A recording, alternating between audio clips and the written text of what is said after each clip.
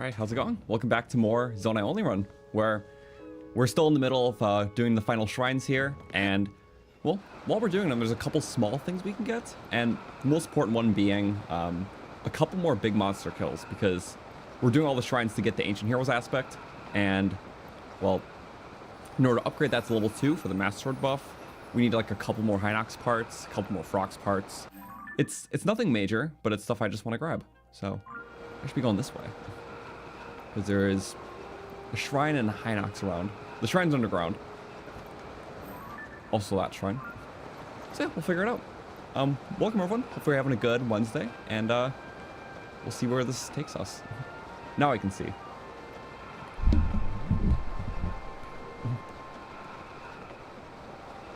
Which, judging by pop-in, it could be later or earlier. I think it's by those dead trees though. Oh yeah. Well, this used to be just a huge enemy camp in Breath of the Wild. It's one of my least favorite turnover spots. It's just a red Boko battle. Oh, we can disarm him. Can I disarm?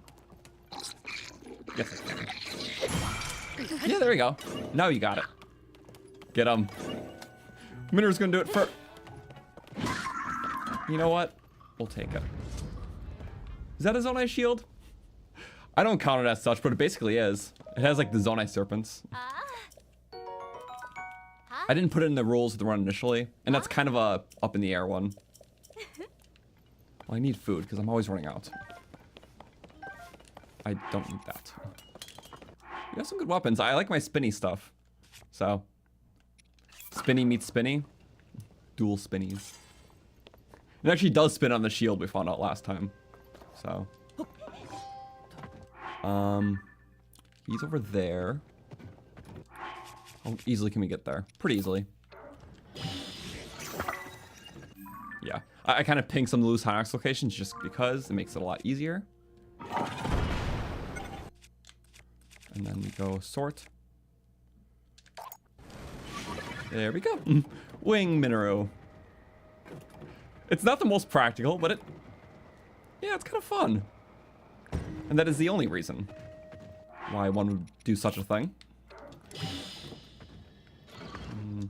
You. There we go.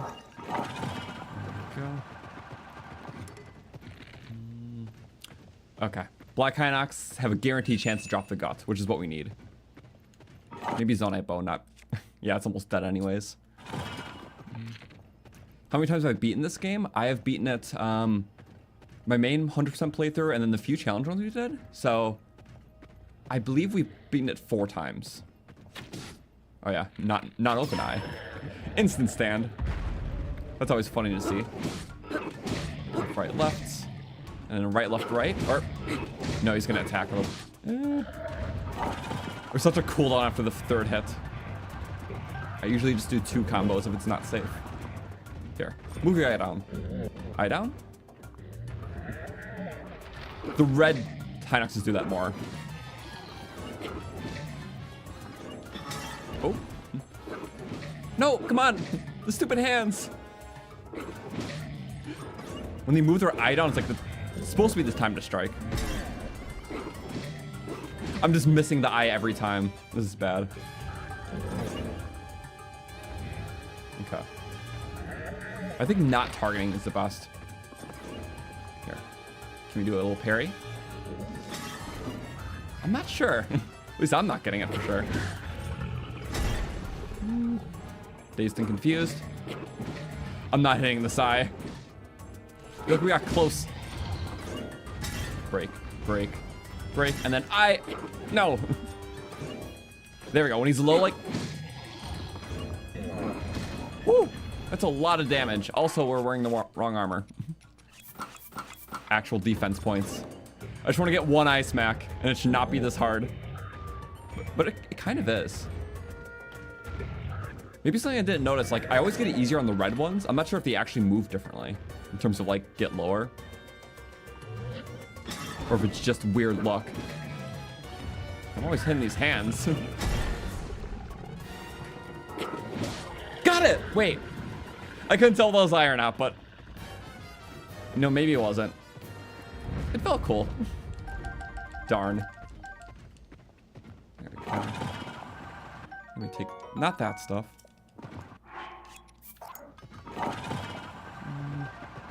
What should we take? Well, I definitely picked it up too fast, but we got a Hinox gut. Because you need 9 of a lot of the materials to upgrade the Ancient Heroes aspect. And we're at... Guts. Okay, so we were at 3, we're now at 4, we need to go to 9. So just over the course by the time we finish, 5 more. Which is not bad, because the black ones guarantee it.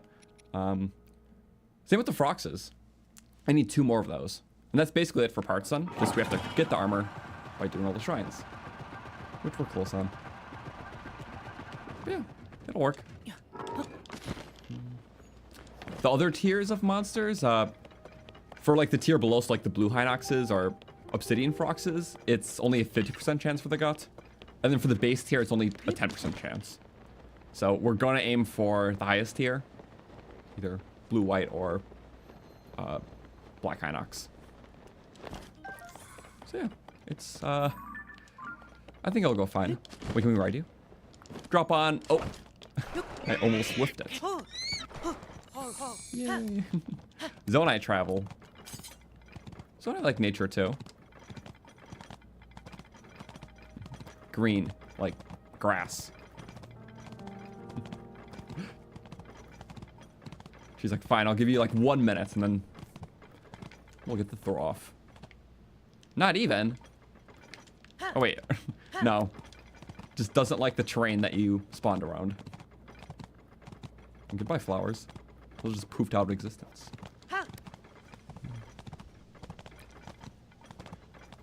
What I think about having a white tier of Hinox in the base game, I assume that the reason that why they don't do that is because Hinox is already like kind of damage sponge enemies. There's not too many unique ways to take them down, so they just don't want a spongier version of it, if that makes sense. So I'm fine that it only goes with the black tier. At least tiers added some new moves that you can like flurry, like with the horn stuff. Okay. Your fate is sealed. Oh my god, we passed a flame and made a fire arrow. But no, when it comes to killing the animal after we ride it, if I mess up first, then I let it go. Because everyone knows that an animal hunt is very painful in this game. It used to be worse in Breath of the Wild, because like they would despawn after like 20 seconds of running. Which I don't think they do anymore. At least that despawn, the timer is very much increased in this game.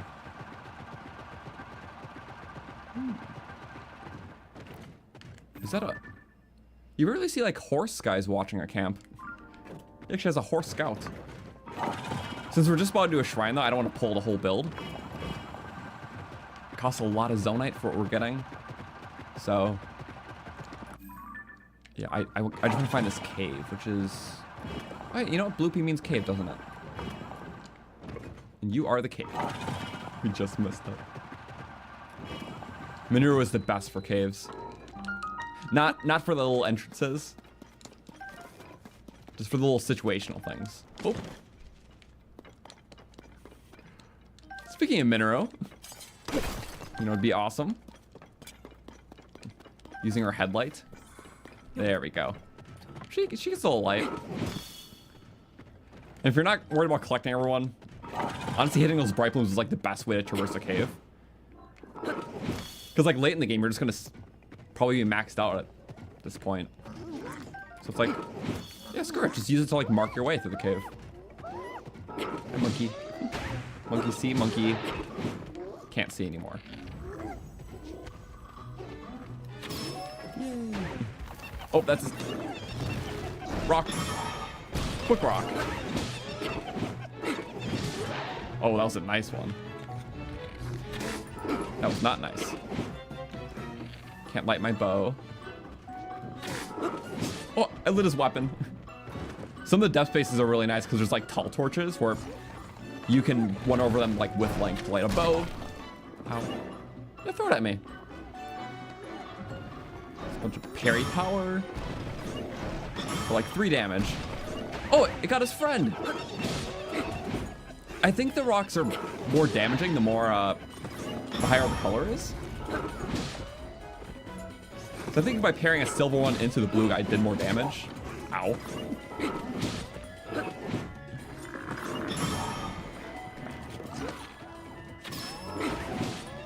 Go. They're gonna bumble around a bit. Hit the bright bloom. Perfect. I love Mineru so much. I would love her only half as much if she didn't have the parry move, though. Okay, should we just drag them all here? The whole thing going anywhere. Little fire guys. I don't know. Concept of dark caves is cool. Yeah, it's a cave. There's not too many of them, but it's like, yeah, just use the bright blooms. It's a fun kind of... It's a fun way still. Because Tears of the Kingdom, you can do so much bullet time action and cheese everything. Oh. I wouldn't have guessed because everyone just in this main room anyways. So I killed the actual, I guess, owners of this room. That's cool. Also, yeah, if the cave entrance has like the skulls above it, then it's gonna have one of these monster chests. I'm pretty sure they're all like that. So, nice little consistent entrance pattern. You? No.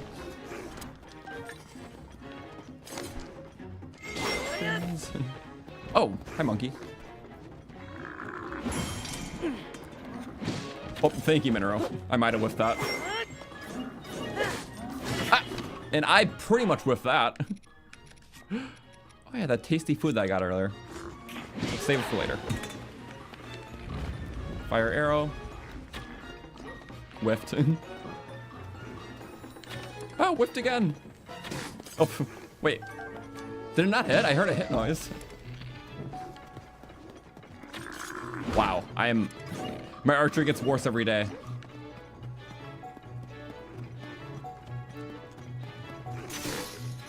Okay. We're gonna ignore half that happened. I'm just gonna use this up because... There we go. It's a little low. Sorry, Zonaite bow. You were good to me. Let me get a parry. Rocky. A little outranged. No.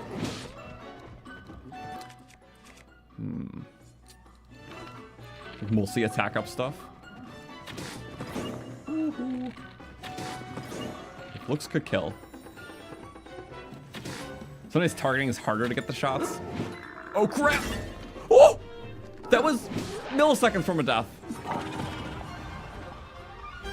Oh, there's 2 enemy camps. Oh, thought it was some loose guys. So they bled into each other to make my life more of a hell. Supposed to say, don't tell me it's a 3rd camp. What's my favorite boss battle? Like just in this game or altogether? I would say, well, again, in like this style of Zelda game, I like the more technical fights. So, like, most of the dungeon bosses are more so about using like a fun item or ability to take down, which are cool, but that's why I like the Ganondorf and Phantom Ganon fights a lot, because they're very technical. It's like, you know, understanding like those like parry and flurry windows and stuff, and that's very satisfying to pull off. But I feel like Breath of the Wild definitely did the fights better, because every Divine Beast fight had that potential of being very like technical, very high risk, high reward. So from someone who likes to replay the games a lot, like me, stuff like Thunderblight just always being a lightning round of, you know, being thrown around the arena and him going around. All the bosses having like the laser parry moves when you shoot at the end of the fight. Even Calamity Ganon being a grand culmination of like having like laser attacks, spear attacks, like a lot of stuff you can like counter or parry. I think that's really cool. So those are the standout fights to me. We're thinking more like classically designed Zelda fights. I definitely just go for the vibes. I think stuff like Stalord is really cool from Twilight Princess, or Kolokdos from Skyward Sword. Fights with just a very interesting mechanic or just the energy of the fight being cool itself. So, yeah. For just different reasons. But still, the series always has great fights. I think the only Zelda game which had a lot of boss fights I didn't care as much for, I'll probably say Skyward Sword, honestly. Oh, cool. We found almost all the naturally occurring ones. You can only get more when you max out your batteries and spend your larges on them. Reject monkey, return to Mineru. Mineru monkey.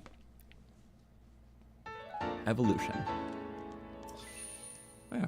We actually turned in our hearts last time, so like we're not dying, which we probably would have already. Scratch that, we definitely would have. We're doing fine. But yeah, it's pretty fine too because I have everything kind of charted out.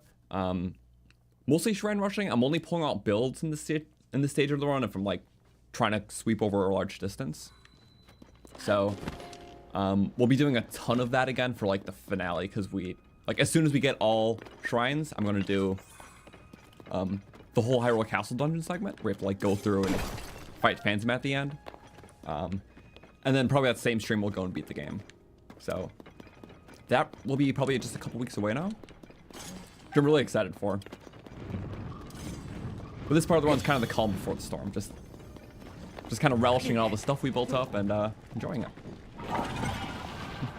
This was just for that, but that's pretty good. Diamonds, yeah. Oh, wow. Wait, did we get the 3 high tier gems and then diamonds?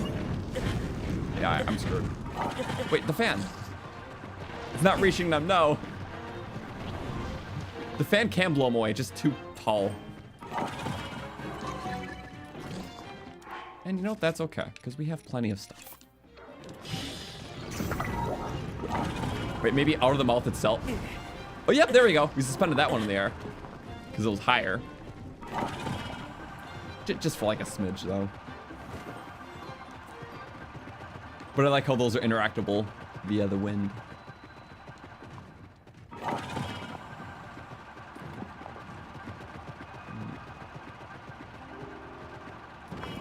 Pretty cool place. Might not.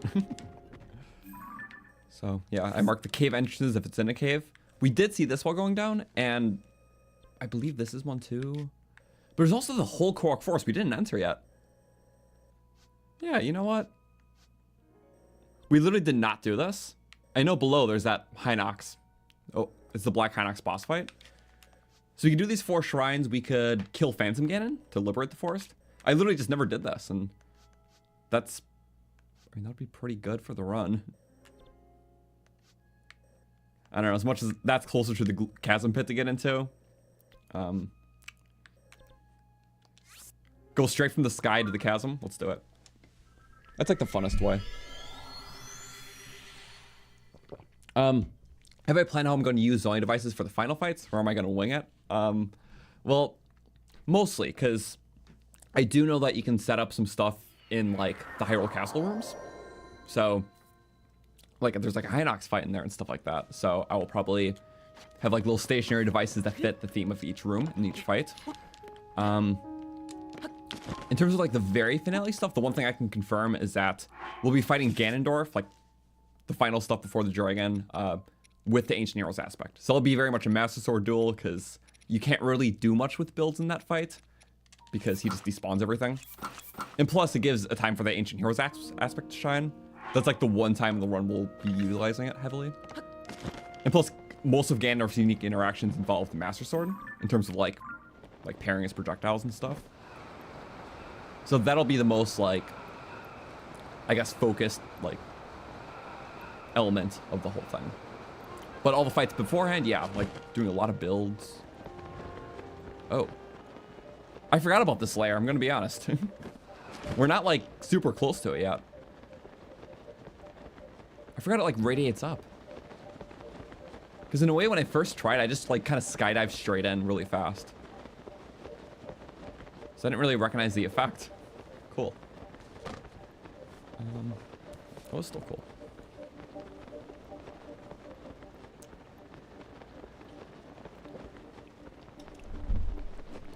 Oh, yeah, also, hello, Heather. Yeah, so for those who've noticed, we made Heather a mod during, well, it was actually the Wind Waker stream we did over the weekend. So thank you again for helping. And you've always been very helpful too. So, like, always appreciate having you. But yeah, that happened over the weekend, which also about that, we were going to stream Saturday, Sunday, but I had maintenance people at my place on Sunday and they were there for a while, so I wasn't able to. So we're going to be streaming Wind Waker again this weekend. So Saturday, maybe into Sunday too. Also, I did land because, oh well. But Wind Waker's been a lot of fun. We're nearing the end, so probably like 3-ish more streams of that, I would say. But we go for pretty long streams when we play that, so. And I dropped it. Oh, and I'm climbing. Yeah, I'm basically just going straight in. I'd appreciate a light route though. The lava's so close, I keep forgetting that. So I guess you could just go from the Elden Depths to here. You don't have to go, like, yeah, down this chasm pit specifically. It's just the next sensible one. And I could take a build out for this, because we need to fight the Hinox and also just get around. Oh, pff, nice. Realistically, it would just be a travel thing, though. But I think there's a Frox around here. Let me look. I do need 2 Frox guts. No, but it's a bit further back. I have this on a separate tab. 1 second. Sorry, I need to change my thing out. There we go. These are all the Froxes I believe I pinged. Oh no, these are Hinoxes. Frauds. Oh, okay, that Frox is in that flat ground right there. But there's stuff up there. Okay. We just need to kill 2 more. Well, we need to get 2 more Frox guts, which the blue-white ones guarantee a gut. The obsidian ones are a 50% chance. So ideally, just 2 blue-white ones. Okay. You know, we're fighting a Hinox. This might be a little overkill, and it's not the best horizontal vehicle by any means. But just for the fun of it, because, you know, we have all these fun devices. The Black Worm. 2 of those. Quite a few cannons and construct heads. See, stabilizer stick. I just have to like relook at it first. Stabilizer stick. Some of those, some of those. There we go. We figured out last stream that in terms of like getting parts from dispensers over like the auto build cost, it is 3.6 times more efficient to like turn your Zonaite into charges and then put those in dispensers than it is to just use the Zonaite as an auto build. So you get a lot more use out of it for sure. The only problem is obviously you can't do that with like the motor parts and shrine parts. There we go. Ooh, one thing I forgot to do. Forgot to put my bright bloom on it. Oh, well, that was a little unexpected. I remember how to use it. Yay! The light's just gonna be whipping around, but that's fine. If anything comes for us, we'll be okay. So I want to get the closest light route, and then we'll have to go a little past that to go to the little Coliseum to fight the Hinox. With this thing, it'll be so much fun. Because we mainly made this because aerial combat was not a thing we could have done in the run before. Because the one airship we have is very lightweight build, so any sort of parts on it, like, I guess would weight it down a lot and change how it drove. But this is meant to hold a lot of weight. And it's also not meant to, like, fly around. It's meant to kind of, like, you know, circle around something like a helicopter, I guess. So it's not the best for traveling. Me just going left and right, just fooling around, actually. Also, I forgot to equip this. So yeah, the build credits for this one are in the description. But I'm going to be honest that all the ones that I've built that like I didn't invent personally, you can technically build them better. They just require a lot of precise building techniques that are very hard to pull off, and I try my best.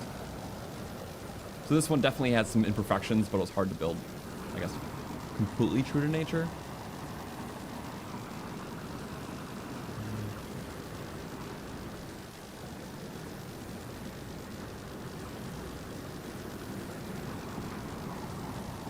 I just like this thing. We have very good for kind of like staying in a circle around something.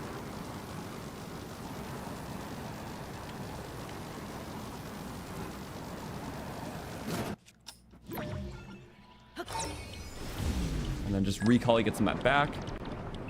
Landing, it's pretty easy. I'm just trying to get more to do so. Gotta like tilt it back. I was trying to land it up there, but you know what? We did fine. Let's get the light route really quick, and then we'll go to where we need to go.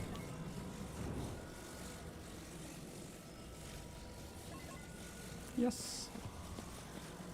It's a finicky flyer. Reconnaissance. Am I still able to do the tight descending left turns with my version of the worm? See, I just know how to do the good descent, which is I tilt the control shift back and then to the left. So maybe it could be a build thing, but I'm also kind of limited. Because this thing I kind of built it in a way where it's a bit more off from the real. Oh, you're kidding me. This never happens. Imprecise edit that may not. Oh, I forgot. I think that one was at a precise angle. I don't remember. Okay. I just kind of built in a way that works pretty well, but it could work better, kind of thing.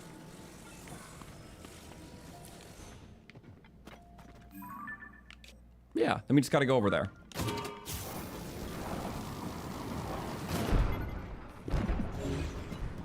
As you can tell, it is hard for me to pilot, and I'm definitely not good at piloting vehicles. When it's like one of my lesser strengths in gaming is like vehicle operation and stuff. Zelda's never had that, so it was always fine. You know, it's like my favorite series was saved from that element. And then the most recent Zelda game makes that a main feature, so it's like, well, I guess I'm gonna figure it out to a degree, so I'm not terrible at it if it's that much of a thing. Yeah, before Tears of the Kingdom, I was, yeah, any sort of vehicle operation in a game. That was besides like a car. Yeah. Not really my thing.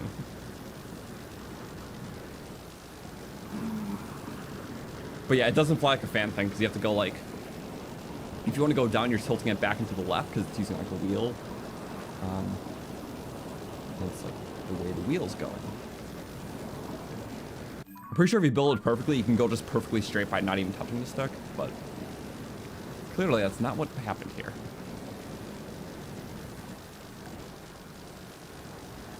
And yeah, a condensed video of the run, yes. So the first part's out, that's in the description. So that's covering the first 8 streams. And then once this run is done, I'll have the rest of the streams into another condensed video. But this was so long, it's saving it all for one video is just, that would have been too long of a video in itself. So it's a 2-parter. And that video ended with the end of the 3rd dungeon out of 6. So we did Water Temple, Construct Factory, and Rito Dungeon in the first video. Okay. That's really where I wanted to go to. We're just being extra.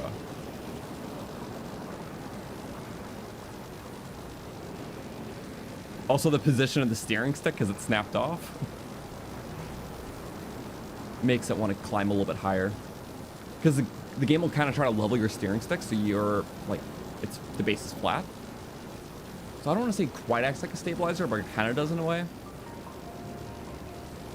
It'll, like, try to adjust the movement. So, yeah, the rotation of it does impact performance. And by it snapping off and me free building it back on without a guide. Definitely messed it up a bit.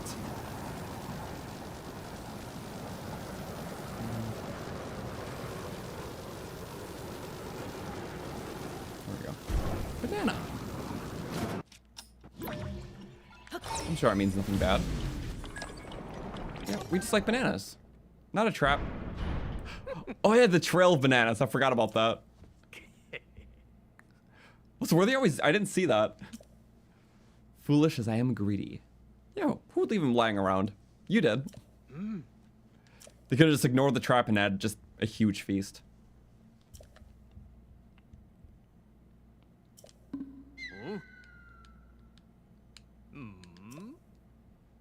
Okay. Born of the depths, lurking in the darkness. The Colosseum. The Black Hinox. I drove this whole thing over just so we could have it for this fight. Also, he just kind of stays in there.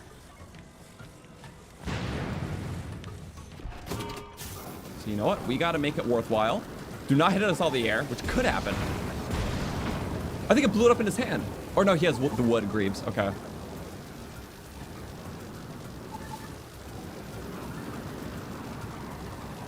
It's okay.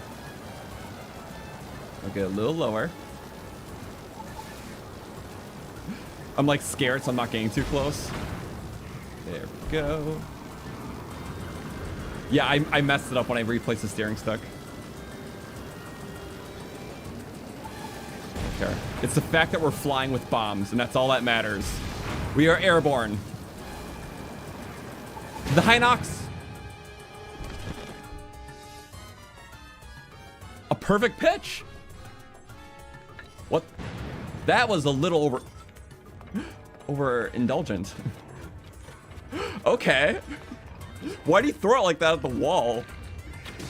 Uh-oh. Forgot the Tears of the Kingdom. The archery's harder. Less fluid. There we go.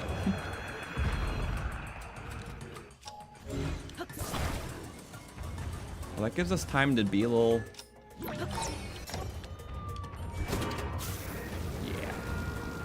Whew. We're gonna turn around. Don't get too high, but I'm also a little scared. There we go. He's got another bomb. Right in the eye, though, too. I don't think it counts for a headshot. Point blank. Yeah, we're definitely screwing up his trajectories here. I can also just escape. I don't think Viga planned I was gonna fly in here. Sometimes it shoots a little faster. And I'm very cool with that. This was so worth it, though. Death from above, or to the side. Yep, if he picks up that bomb, I can blow it. Never mind. I don't think I can blow it up in his hand. I thought I could. Regardless, he's blown up, so. Yeah. Okay. Cool.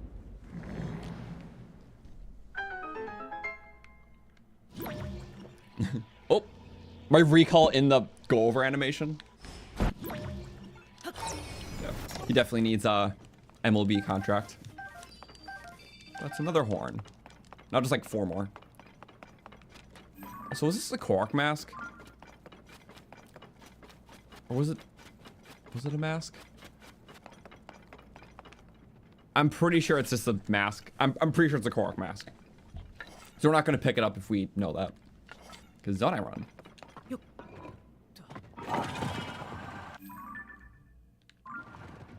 So I thought there was an enemy camp nearby. That was definitely the point of having a combat vehicle, but I saw like none. And I was like, oh, okay.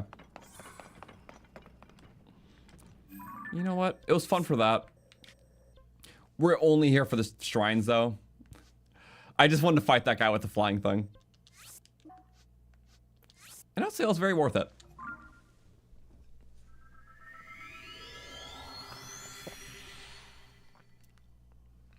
Oh, yeah. The Colgera Jaw Giant Boomerang. No, I love a lot of the weapon combos and tiers.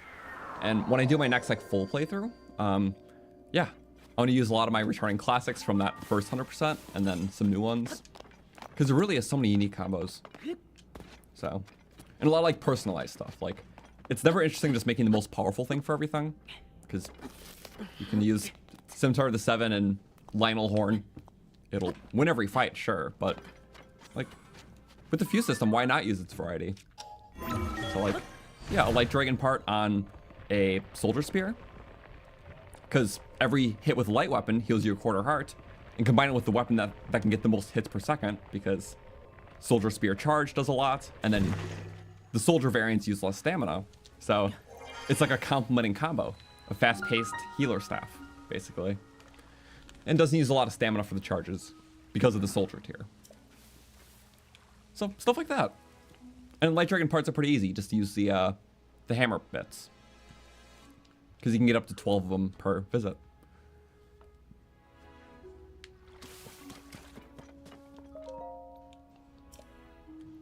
Oh yeah. Decayed Koroks, I'm sorry. Could start with the shrine though. And then we do Phantom Ganon, which I definitely have a strategy for. I mean, if there was a way to bring that vehicle there, I would do it. But I don't want to have it just for that fight.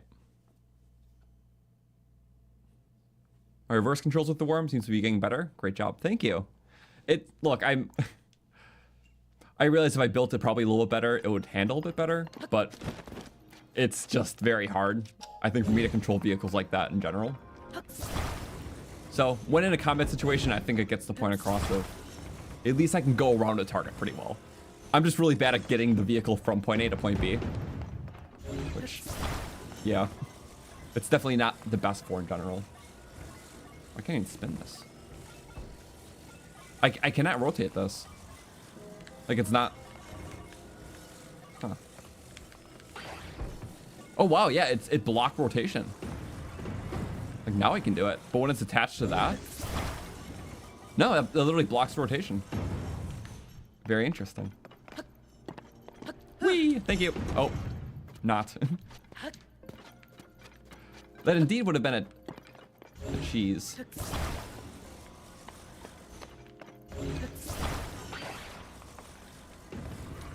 We just did something really stupid. Can you go this way? You can.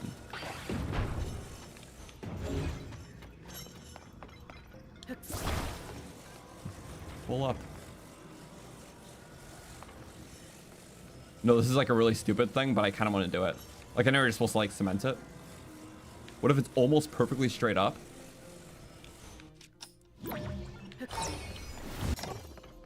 And then I run across it. Whoop. Yeah, okay. That was an in my head solution. So, you know what? We just give it a little... All right, that's gonna be, gonna need something bigger. Of course. We needed the block. I was totally thinking... Oh wait, yeah, we're fine. We can still get the block. I like how when the objects are still, you can still get a good recall path, even if time's passed. We're gonna assume that's a good placement. Assumption could be right. And it was. Cool. Ooh. Okay. Chair, adjust. There we go. Again, gotta love the Zonai shrines for just putting the chest in a spot where you have to build to. I was supposed to say, do I not have a wing shield? That's almost a wing shield? Oh, wait. They almost perfectly put it. Almost. How am I doing though? I'm doing good, thank you. I spent a lot of the week editing this current run, so it's definitely a work in progress. And the first part of the run was literally the biggest video I ever made. So in terms of time and length, so oh wow, I'm so not mad at myself. But yeah, I'm basically planning all stuff for our next Wednesday playthrough after this. Next runs we'll do, which usually challenge runs we just do on the weekends, at a weekend span at a time. This is just more so a run playthrough kind of thing, so much longer. Most runs only take us like 12 to 20 hours. I'm thinking that I'm going to go launching with this, but I'm not. I know there's probably something else we can grab somewhere, and I'm not doing that. That's just embarrassing. Let's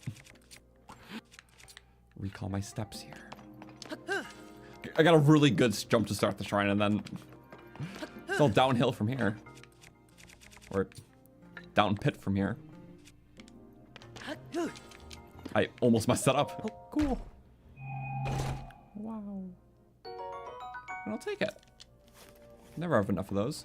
Also, I wonder if I can jump on this thing and like stay even. If I had the depth perception, I probably could.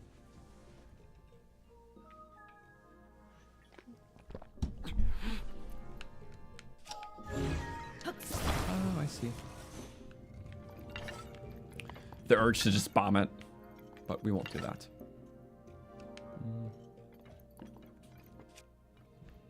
So I assume it's a recall? Let's see.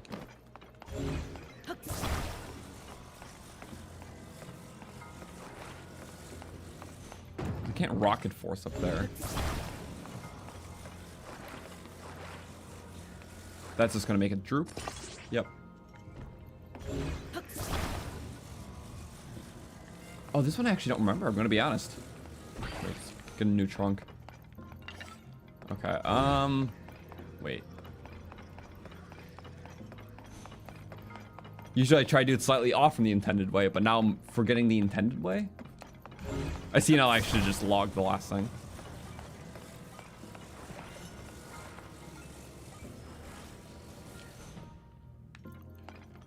Does the weight of the bottom part move it?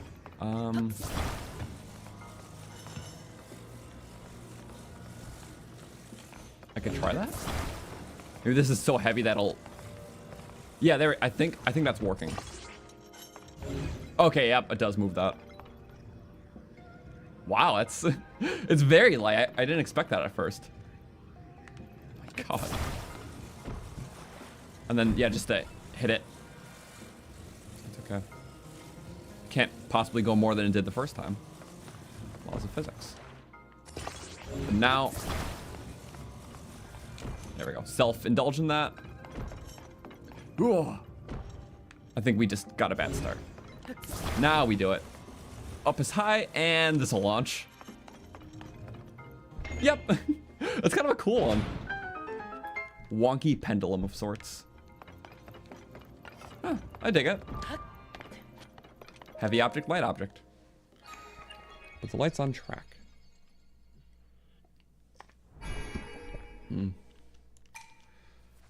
Okay. Was that one a runeless one? Or I guess besides Ultrahand. Ultrahnd's basically the base rune of the game.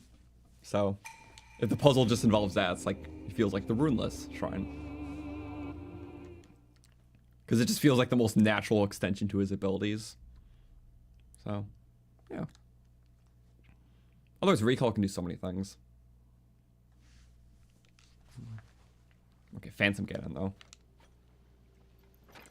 I don't actually remember what the rest of the shrines entail.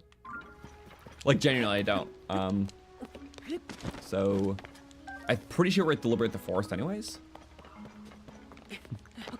Correct me if I'm wrong, but as far as I'm aware, that's what we have to do.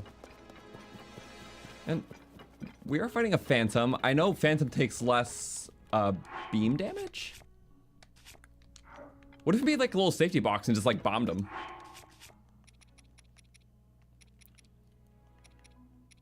Okay, takes less beam damage. We could make a little something fun. Like a full safety box. Like he can't hit us. It's just gonna be hoverstones doing their thing. Or hoverstones in parts. You know what? I don't even need to continue that thought because I just thought about what I can do. We'll need battery for it, and we have battery. So what I'm gonna do is drop, but not fully. Just like an almost drop. Discovery.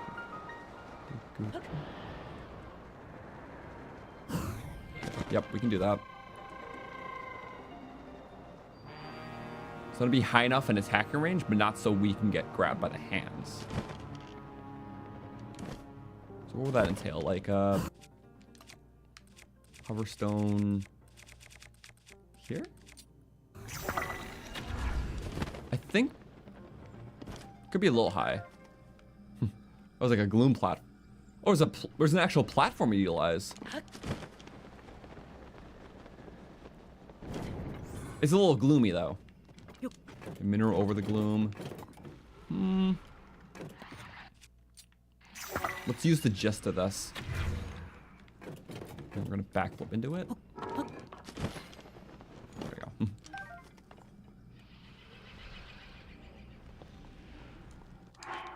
Just so it's not constantly using battery. Hoverstones have a much bigger deactivation range because they're meant to be a bit further, obviously, when you like ascend into them and whatnot. So other parts like usually deactivate within a very short range, but hoverstones are more lenient. So basically what I want to do is just make a little platform.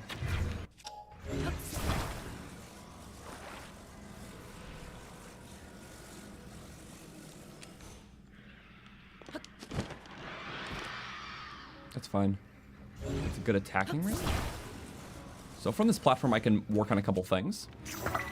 I can move it as a collective later. But if I want to spawn items, so we're going to build on that thing, drop parts on this, stand on this one. So my little thing I feel like I can do. Honestly, very simple, no advanced elaboration. We're going to put our cannons on last. Because I don't think cannons get a reduction multiplier like the beams do, because Phantom Ganon's considered a boss. Do it right? It did do it right. Okay.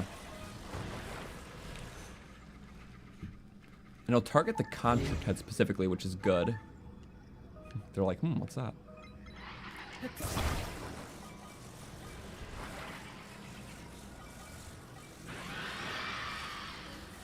I might try moving around.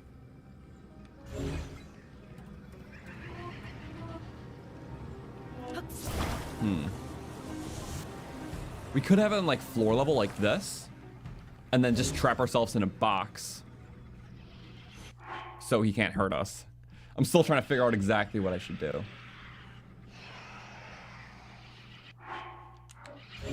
But I have a plan for sure. The goal is I don't want to put that on right away to start the fight. I'm definitely freestyling this one, so I think that's okay. You know, maybe we should do the underneath strategy. I was like thinking about it, and I'm like, this might be best. And we could do, we could do a spring door actually. I kind of forgot about these, but they're very handy. Gotcha. So spring doors.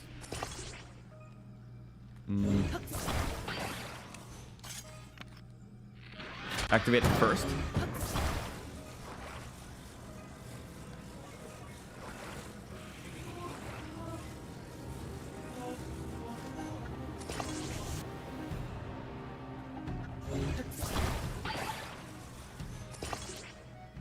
And then another hoverstone. I'm pretty sure if you stay inside the spring you're okay. I'm just not positive.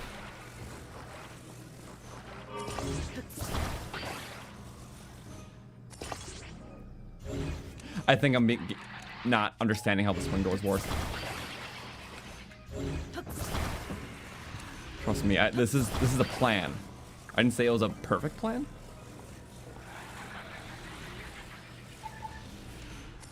We could just do a few of those, yeah. I was definitely overthinking that.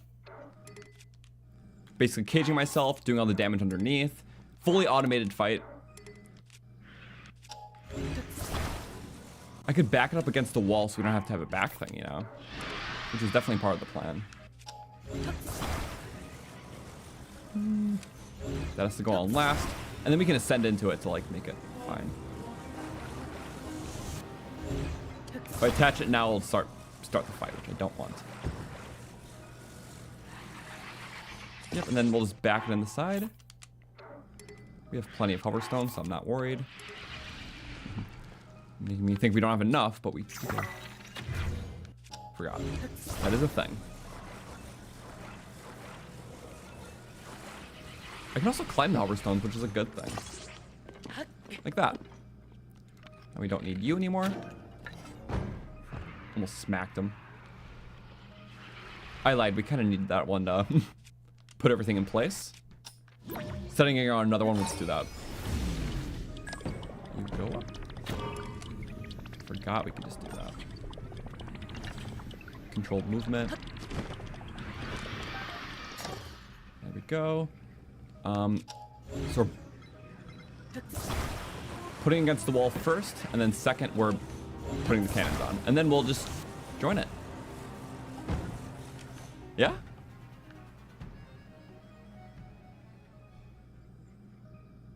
Only thing I'm worrying about is if it's too far back, it might snap off if it tries going behind. So let me fix this really quick. Okay, so it can still do that, which is very good. Oh, no. Don't go into those guys. Hopefully don't break it. Okay, thankfully. Don't worry. I was only somewhat frightened. Maybe I should have put the construct on later. Yes, we got it. Okay, if it's recalling, I don't think it's, you know, activating it. Yeah, there we go.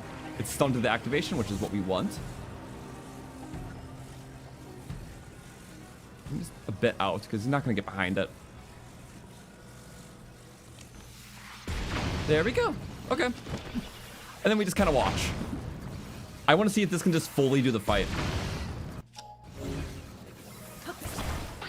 Break that off. And I know we need charges, which we got one.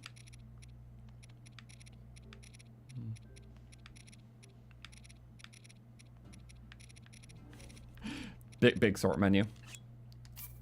There we go. Okay, we just watch this fight. The shield is for Phantom Ganon with the bow. Full Zonai style is just making constructs to do things for you. It actually does work this way. These bombs only do 12 damage apiece. Normal bombs do 40. So having 3 kind of replicates like a normal bomb hit each time. 36 damage explosions.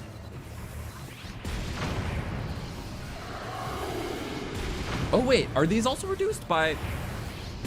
Maybe bosses also take reduced explosion damage. Also, see you later, Alchemist. Sorry I didn't see it earlier. I'll have a good one. Okay, so maybe a beam pulsar would have been best, but we technically can automate this.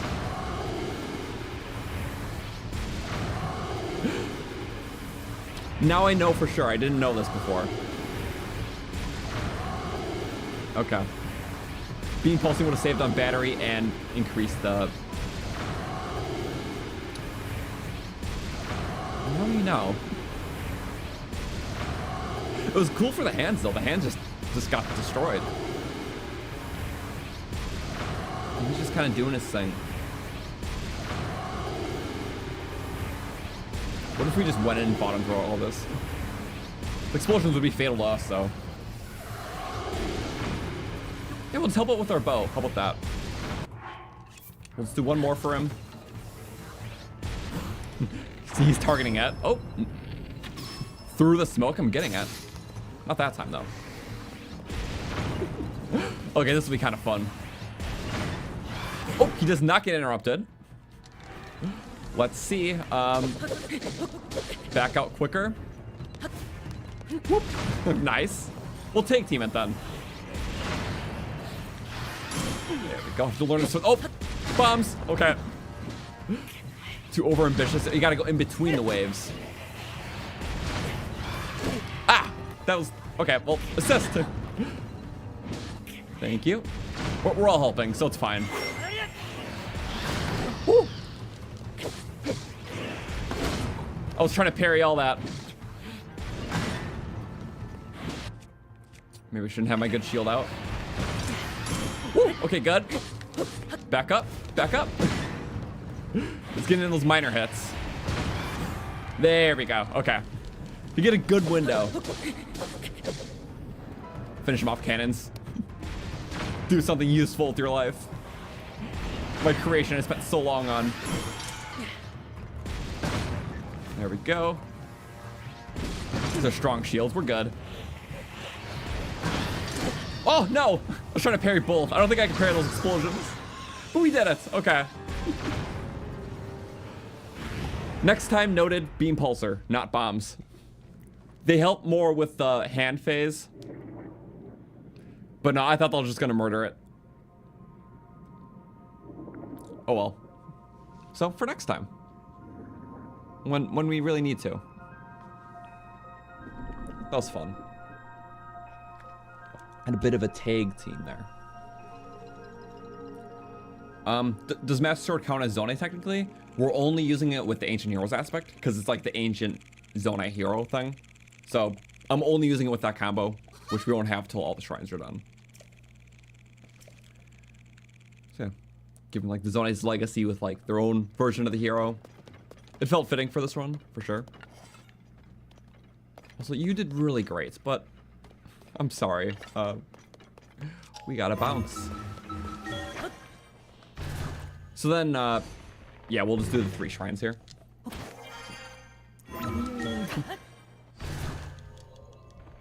How much is the beam emitter damage reduction? I believe it's 80%. So it's probably applying the same for the bomb then. So all bosses have that. Because I guess beam emitters would be able to cheese the fights a lot more. Which you can cheese it with anything, but they just don't want you to beam emittering the bosses in favor of like more tactful ways or intended ways to do it. I can't exactly award why they did it, but I guess it makes sense. You know, yeah, a lot of bosses have just over a bit more health than just even like silver, like moblins and stuff like that.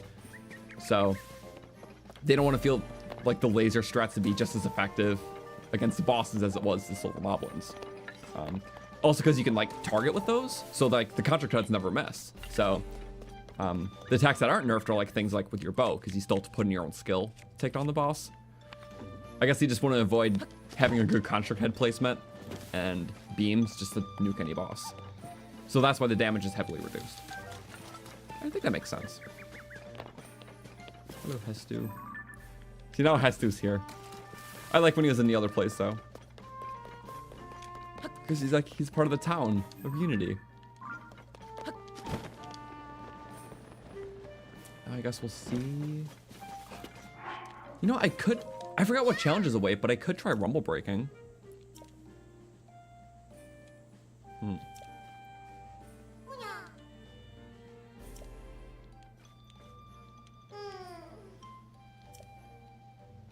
Monsters and bone monsters. So, is it just basically the same thing as the Breath of the Wild version? I don't remember.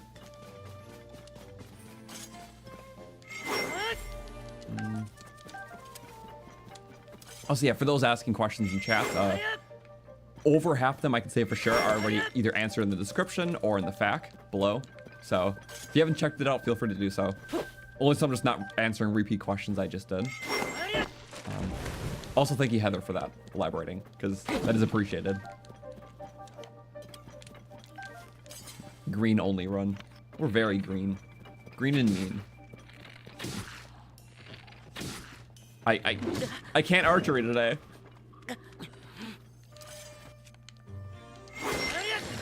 Mineru, you just do that. Okay, right. There's no drop off at that range. Archery specific in this game because arrows fly perfectly straight and pull a certain drop off. It's like a range of like 20 units, whatever that means. But as the code says, there we go. Always break those because you get a higher chance of better drops from them. Hollow flower. So there should be no drop off from that range. Okay. Anything after that range is when it starts dropping off. That's one thing I forget a lot. There we go. Now that I remembered, it's like, boom. Otherwise, the drop-off gets very real, and has to be considered otherwise. We're gonna get a flick shot here. Oh wait, gyro. Thank you. Oh, just embarrassing. Again, it is less stiff in Breath of the Wild, so it's just like a little bit. It's like a micro thing. I don't think I can. This weapon feels like it should be able to hit him because it's like slicey at the end. But alas, I can't. I can't do that here. It's like a long throw cutter.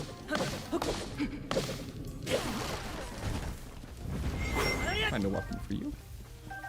This is a good place to get lizards and whatnot.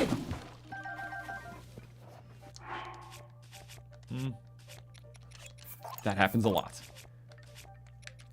Since I mainly only do Zonaite parts. The big flux is when we have the chance, but when not,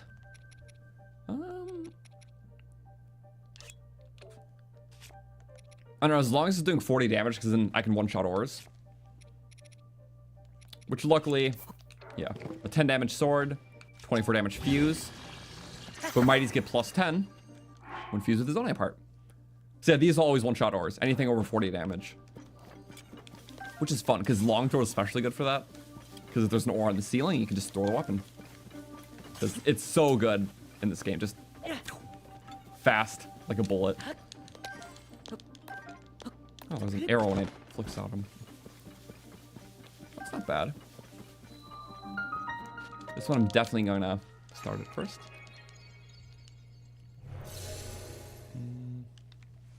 But yeah, welcome everyone. Yeah, we'll be finishing this out. I kind of predicted in my head earlier, this is probably the 4th to last stream of the playthrough. Stream 21, so it'll probably be like 24 streams in total. But yeah, because like we're like 36 shrines away, so probably like 12ish shrines a stream. Until the final stream, it's all just you know, finale stuff, very condensed. But yeah, we'll make it into the part 2 of the video, because part 1's already out. It's in the description. It's literally the first half of the run. So yeah, very condensed too. I'm still trying to find other interesting ways to take on these guys. Mounting it on top of Mineru is very fun. I'm gonna try that again, actually. Nice. That was awesome. So cool. I don't have hammer attachments for the arms. Not too many things you can do with Mineru on this.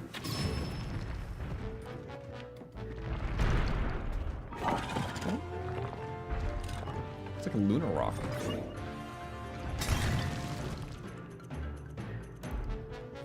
If I can get on top of it, that'd be so cool. Parried. But all of them are just built different. That was a definite no. Oh, wait. Yeah.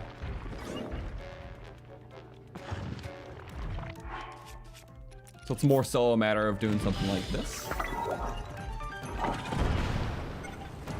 We might get voided. No, don't get voided. We were on it. We were on it.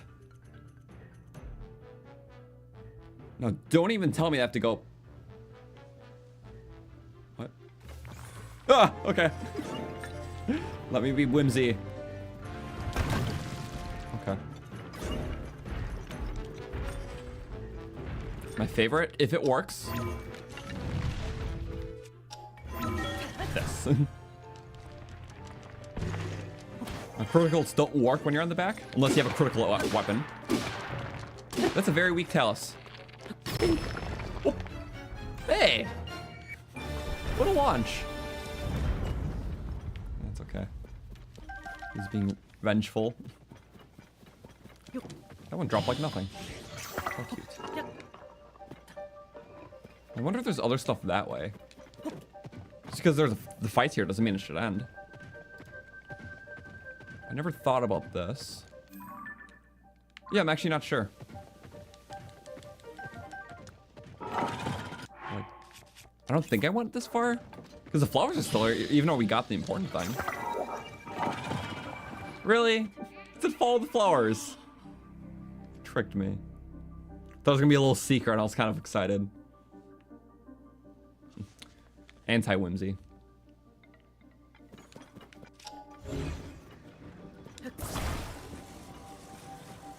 They should make long throw longer so you can launch it to the moon.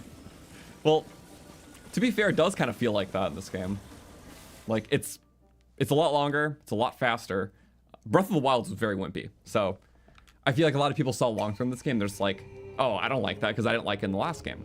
But I kind of went in with an open mind. I'm like, wait, let me try it, and it's much, much better.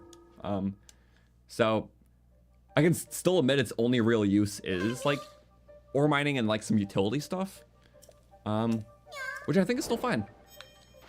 Just don't use it directly against enemies, but having like one long throw mining weapon is really nice. So I recommend it for that. I think the only thing similar in Breath of the Wild was long throw throwing spear, which,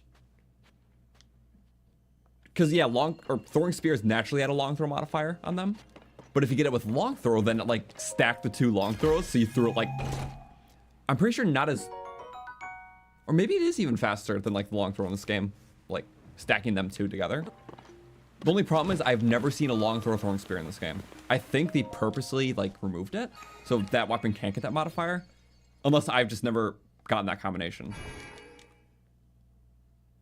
But yeah, I'm pretty sure they removed it so you can't get long throw throwing spear in this game. But long throw is just naturally good for everything. I always like that. Also, where's the death counter? That's a good question. The answer is I forgot to put it on screen. And thank you for that. I'm like, something's missing from my stream, right? Much appreciated.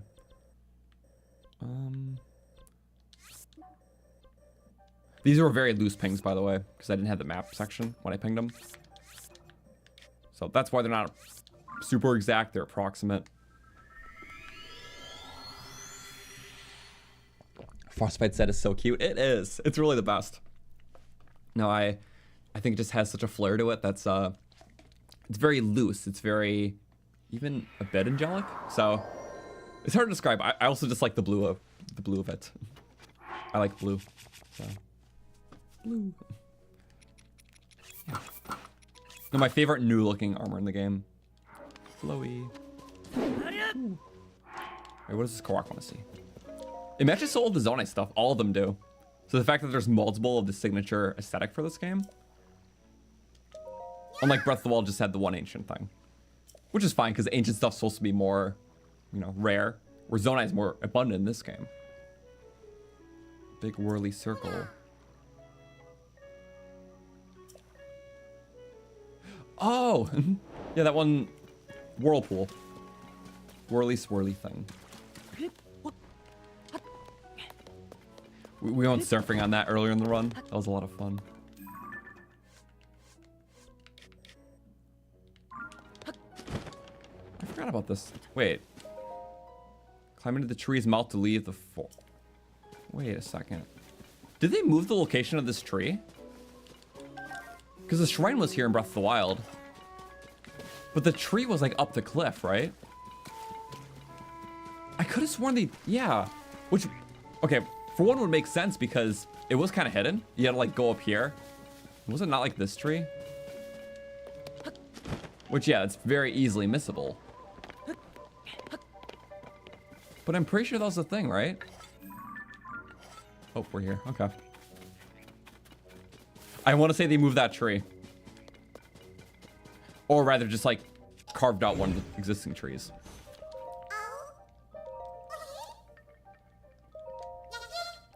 I love golden apples. Can't really eat it.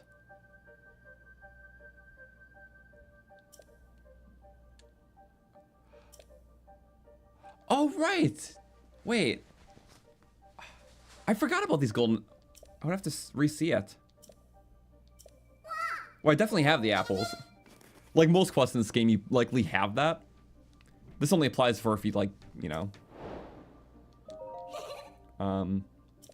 like rushed here early in the game, which is possible. Yeah, first time player might have went, Oh, I'm on the surface. Maybe we should go to the forest and get the Master Sword. So assuming they're able to kill a Gloomhands, of course, so too. A pretty stone and 5 golden apples. What a warty title.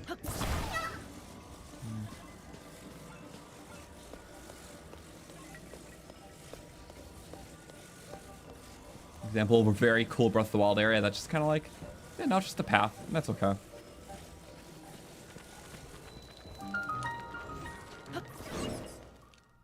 I would say there's more areas that got unembellished on in the sequel. But by comparison, the areas that were embellished on in this game are just incredible, so. Yeah. And that is fine. I remember telling myself a lot before this game came out. I'm like, if the sequel to Breath of the Wild is even half as good as Breath of the Wild, I would still be amazed with just how amazing Breath of the Wild is. So maybe some people went in the expectation that Tears of the Kingdom was just gonna like be so much better than Breath of the Wild, which, given a lot of the respect that people had for Breath of the Wild, that feels like a very impossible margin to cross, making a game that's so much better than that. I was like, no, it's gonna be very different. I think it's gonna do a lot of things that are like cooler, like for its unique element, but to make an overall better game than what's considered to be one of the best games of all time, that's hard. Like, that would have been a hard measure to compare it against. So like, even my expectations going into this were very realistic. Like, there's gonna be so many awesome things to do and see, and it's gonna be such a great love letter of, you know, just to all the Breath of the Wild players and like what other things you want to see out of this world. But it's totally fine if you don't think it's better than the last game, because how do you top what's considered to be one of the best games ever made? Like, that's really hard. The holistic sense of Breath of the Wild was just so perfect. So again, this game's very much like remixed content in a way. So that's how I see it. I think it's really good. It still is cohesive to its own self. So yeah, I like all the changes. I think I especially like what they did with towns, like adding a lot more layers or individual elements. Like Hateno, we're gonna have like a little farm that you unlock after a quest line, and then have like a school, because that's like natural, like post a calamity. It's like you want to help the next generation. So unique new areas, characters, and even like gameplay things that make each town unique. So like Terrytown, it's like, okay, that's where you can live and you can have a customizable house. Like Hateno is a big town of change too, represents the themes of change across the two games and accepting things for how they are now. It was handled very well. Oh, also, I'm not going to take the normal route, because we've seen the normal route 1,000 times. My gyro just busted. I think maybe the gyro on my controller is getting a bit too. Sometimes it stutters. It's not me trying to make an excuse. Just trying to be on. Yeah, like that. That time was me. To be fair, my controller has seen many hours of use. Hi. Meat tree food. Maybe I shouldn't have done that. Let's get down. Okay. So we're finding the secret path. This is still the normal path, which I rarely take anymore ever since I discovered the secret path. But yeah, you usually go here and then get to like the mud areas. You were able to cryo seas in the last game. I forgot what the solution would be now. I don't think I did this when we played it first. Yeah.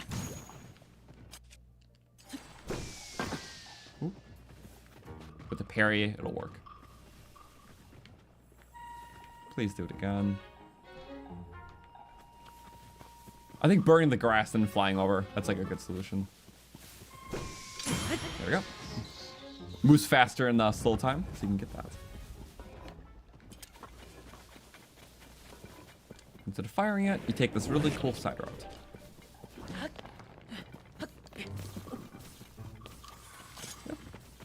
That batch is sleeping in there. Now he's sleeping forever. Oh, another. Oh, I just perfectly jumped on. And then you go in the mouth too. Too perfect. And then the Lost Woods tunnels. This is kind of a cool reference to Like the link to the past for us too. But like there's like log tunnels going through the areas. I think, yeah, we can go over spice. Can't forget that part. Still a shock archer. Yeah, I don't want to beef. Maybe let's get armored. What do you say? No thanks.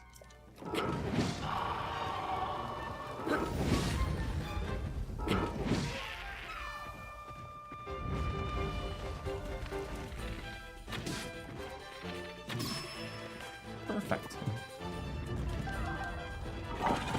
Oh yeah. The way to get each Zelda game for $45 instead of full price. It is really handy because I guess to recap that on stream, for the Nintendo game vouchers, if you have Switch Online, I believe you can do this like once per year or something, but you can get 2 game vouchers for the price of 100. And it's pretty much all mainline like Nintendo games are on there, including like Breath of the Wild and Tears. So you spend $100, you can redeem the one voucher for Breath of the Wild, the other voucher for Tears of the Kingdom, which that would make it like $50 per game. So you're saving 10 on Breath of the Wild, but you're saving 20 on Tears of the Kingdom because Tears is a $70 game, but it also counts as a part of the voucher program. So that's a helpful thing. And then if you have a membership to like a wholesale store like Costco or Sam's Club, most of them do sell like $100 gift cards for a reduced price. Usually it can be like $90 to buy a $100 gift card there. So yeah, if you bought a gift card from there, like a $100 gift card for $90, and then you spent it on 2 vouchers, theoretically you could get Tears of the Kingdom for $45 on top of another game for $45. So it is definitely like the best deal, assuming there's not another deal, which these games never go on sale, so it is pretty good. And I recommend it. Because yeah, even if you're already have Tears of the Kingdom, other Nintendo games, you can still get quite a bit off. So it's good. So I forgot the stupid whiz robe. I just want to go to the Apple Orchard because I don't remember it too much. And no Cryonis. We gotta take the normal route.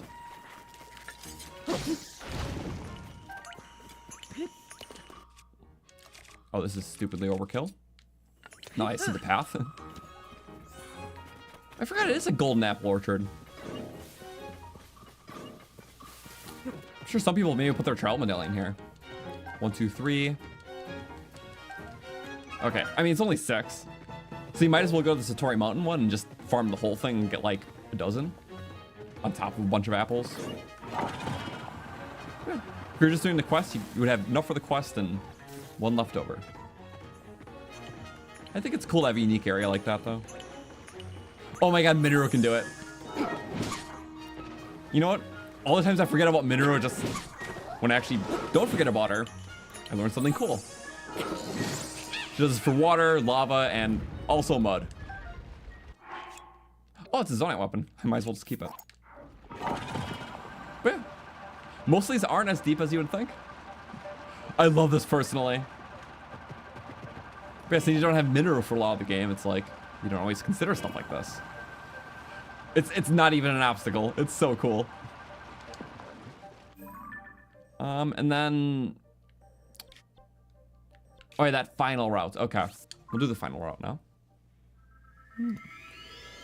Mineru sweep. You bought Tears of the Kingdom for all 5 of your kids, thanks to me. No problem. That's just what I did personally to get the game, so I'm like, might as well share it with everyone else, so. Nintendo makes enough money. We're gonna take advantage of every discount, so. I think that's valid. So I forgot what was on top of the tree. I know we're like doing a run right now, but I do just like kind of just the open nature of exploring and re-exploring because I don't remember everything personally. Oh right, you can descend. Oh yeah, I remember this. Since Tears adds new layers because of the ascend ability and allows us to think vertically, I also realized that it can use that to add unique areas to maps. Most importantly, if you're going through the tree,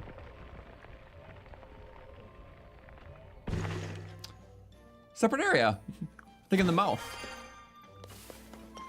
Can you use this bed? Oh, you needed something. Oh. It's decorated, my bed. I'm just curious. Okay. Secret room here. The last secret was on top of it.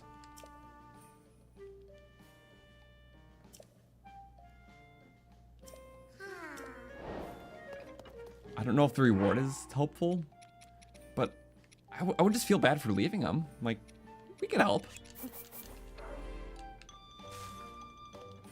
I don't know if we just gotta do that. Can't really place them. Here, let's get some skylights in here. Okay.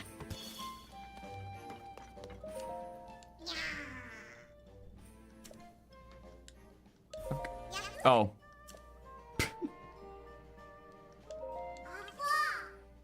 Oh, cool. I like nighttime. Music changes.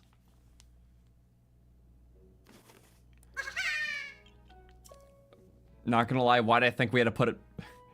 It just seemed like, oh, decorating. I can do that too. I'll help. Oh.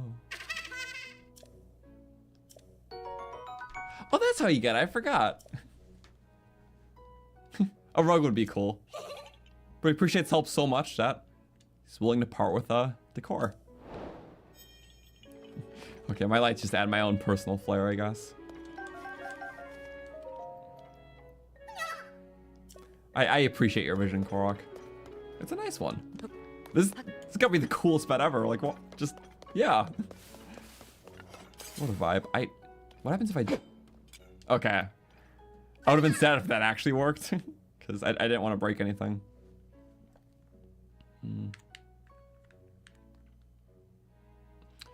We'll still go up. I think it might be a fairy phone. I don't remember, though.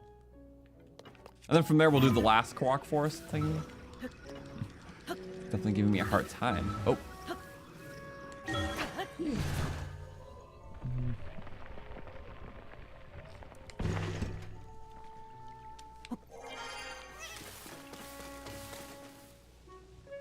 Oh, it is. It's not a fairy fountain. I forgot what these are. Hit stuff around the Great Deku Tree.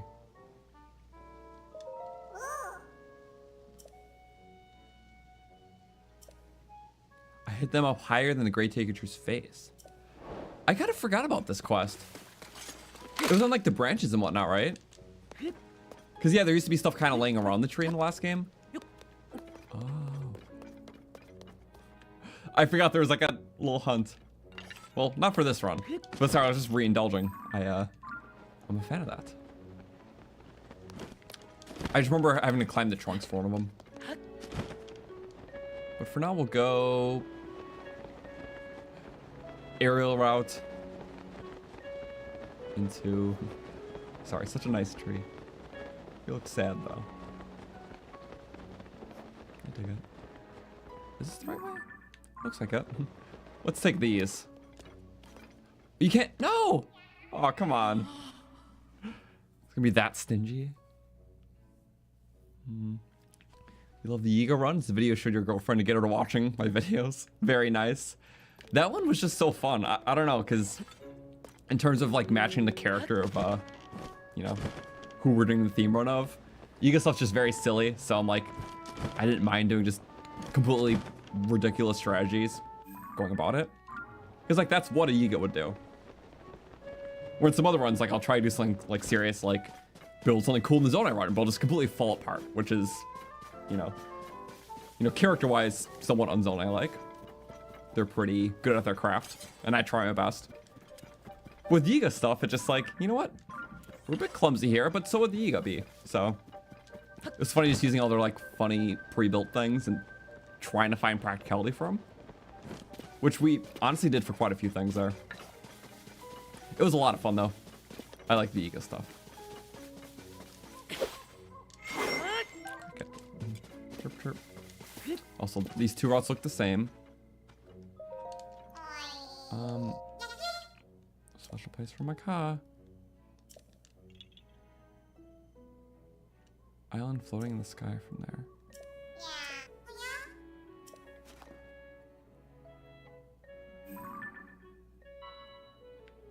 Is this one that we have to dive into? I think that's what it's talking about. You have to dive in. So it's like one area where the fog is. Yeah. Well, we'll see really quick. Yep. Interesting. I kind of forgot about that. So I guess we could have just done that right away. But that's obviously a secluded area of the forest. So it's not like I could have done any more. I don't know why the fog moved so oddly. Easy. This will be a nice drop in.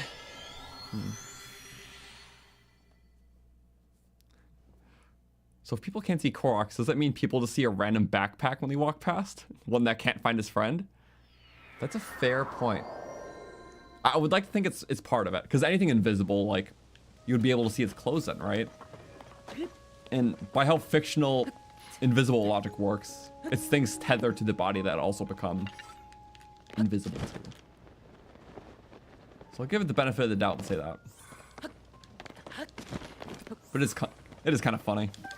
I feel like we would have heard more ghost stories in Hyrule about floating backpacks.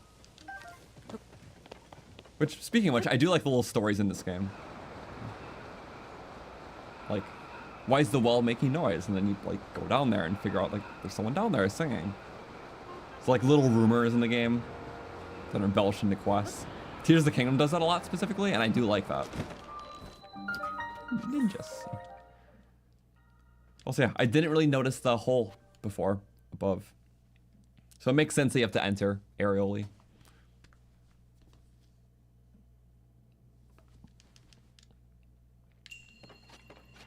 A lot of blessings. And that's cool.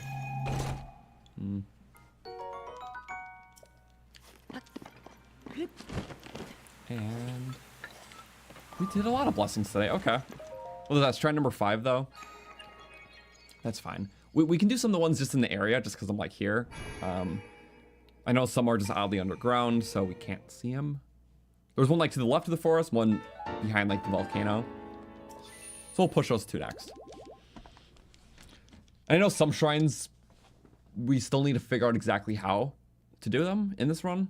The biggest one, like, it was an obstacle I'm saving for like near the end here, but you know there's that one Blade Master quest where you have to talk to a Blade Master as a Yiga, and you have to like put the bananas in different areas, and then he allows you to go inside that room, which has a shrine in it.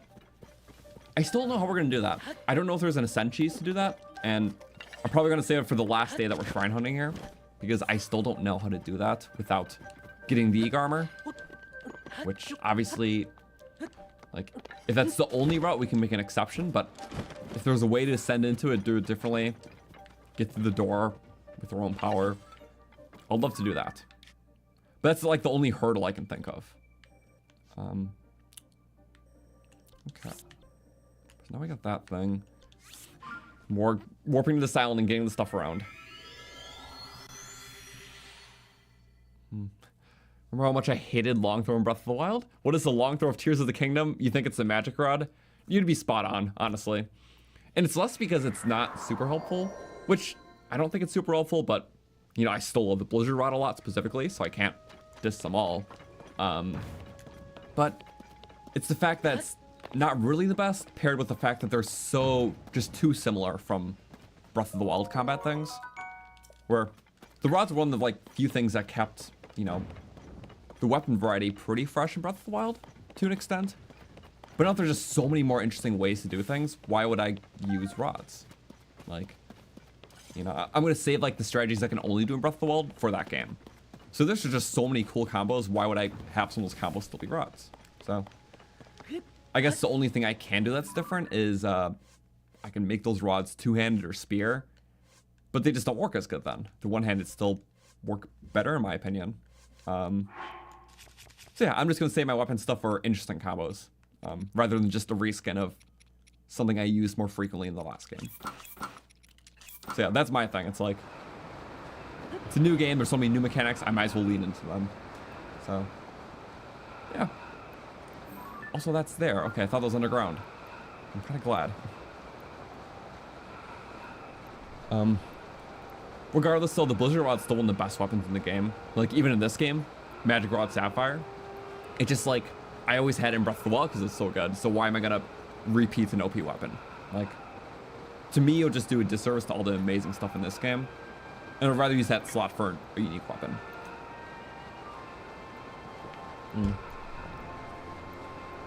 But I still think it's good. It all just matters on your approach, though. So, like, by all means, if you loved it that much in Breath of the Wild, you can use it again here. And you're probably still using other new stuff too. So, yeah, approach. It just differs from my approach on the game.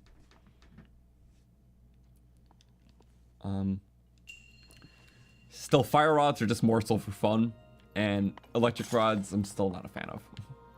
Also, more darkness. Wow, it really likes this, doesn't it? I'm pretty sure there's a secret in this one.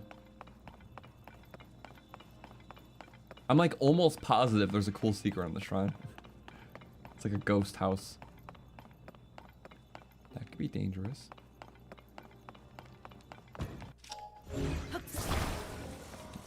I mean, that is a secret.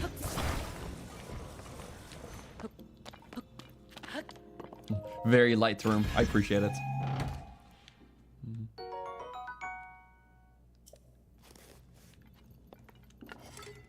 Amber. Yep, that was an only chest. I could do this too to get those angles in there. I think it's one of those things that I like look up for. I love pitch black. I love pitch black. It's my favorite. Maybe taking a light shield into here. No, this is still better. Oh, Crusher. I don't think it went all the way though. No, this shrine I like because it takes advantage of the dark stuff well. And a light piece. It feels like one of those shrines that could have been in Breath of the Wild too. Because like, yeah, if there was just a light device that you could walk around just with the shrine. But I guess then the tears thing in it is that you can rotate it up.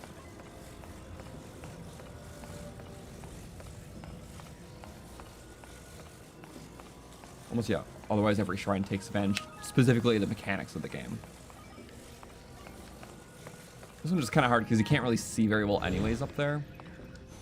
So I believe it's one of the more Breath of the Wild-esque shrines in that way. Also, I very much am just going randomly, and is that the room again? No, oh, this is a different way. Yeah, there's two of those. I'm like pretty sure there's a secret room in this one though.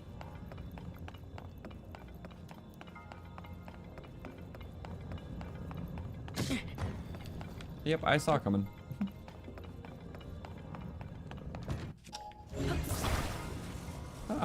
I like how there's floor. I don't know. That fact's so cool. Uncover the floorboards and they not just have loots, but yeah, like a chest. Actual just labyrinth stuff. So when it's not just puzzles, I think it's cool.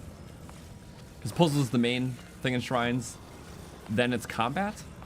Then it's like tutorial-esque ones in this game. But even just having like navigational shrines I think are cool. Like acting like a little mini dungeon. And not just a puzzle trial or a combat trial. It feels more akin to like how like side little dungeons and caves were in past Zelda games. So I kind of like that. Like you'd go to a random island in Wind Waker and be like a cool puzzle thing and like different doors to go through to check things out. I definitely miss all that.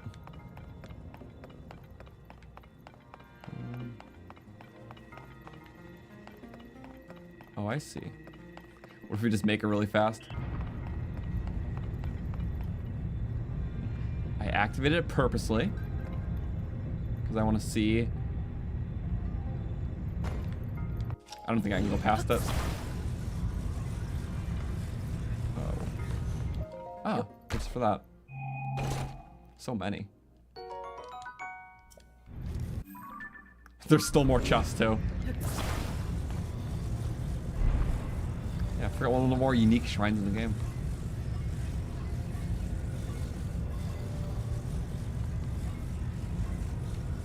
It's funny how this is still like one of the coolest mazes too.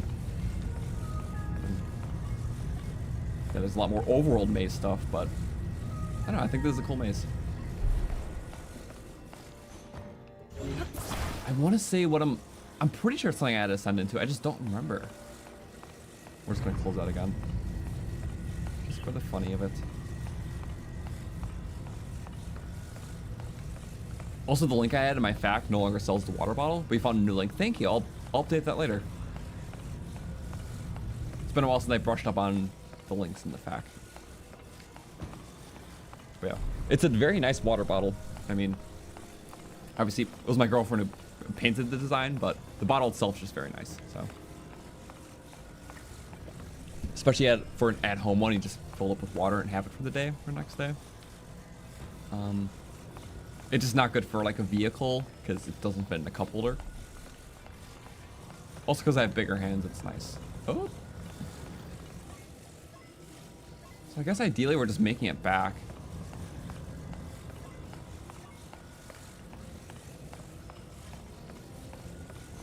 I'm just like pretty sure there was a...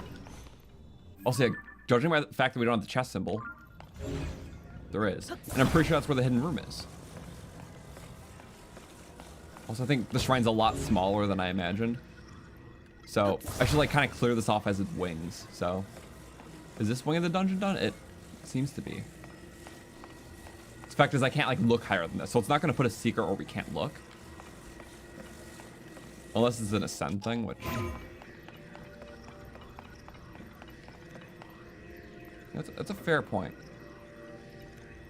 I think that would be a little... Yeah, I know. Oh. That's something. Only problem with this, though... Yeah, they're not going to put a secret here. I'm actually just surprised I can do this. But imagine losing the light here. That would suck.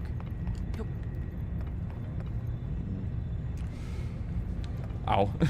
Flashbang myself.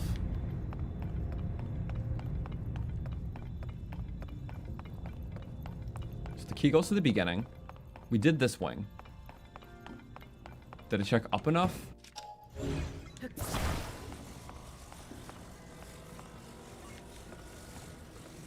Remember, it's not going to be too high. Because you'll never find it then. That's where the chest, the lone chest was, right? Maybe if I just unlock the door of the shrine, everything brightens up. So I might just rely on that if I don't find it right away. Because I feel like that's kind of the point, like, to check back at things that you missed. This could either be forward or very back. That was where we... Yeah. Okay. I'm going to big on the fact that maybe solving it, you know, brightens up things. Because sometimes that happens. It's not like it's a cave. Oh. I can't see. Crap.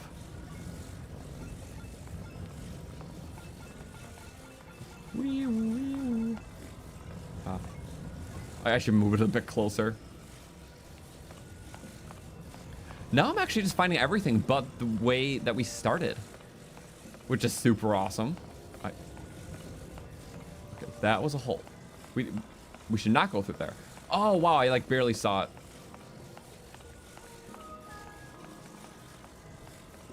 Maybe this brightens up the shrine.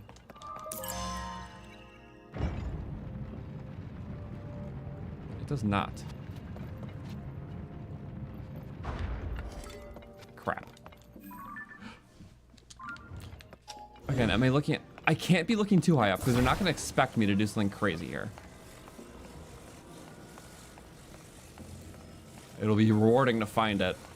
And realistically, it's not that big either. I think it just...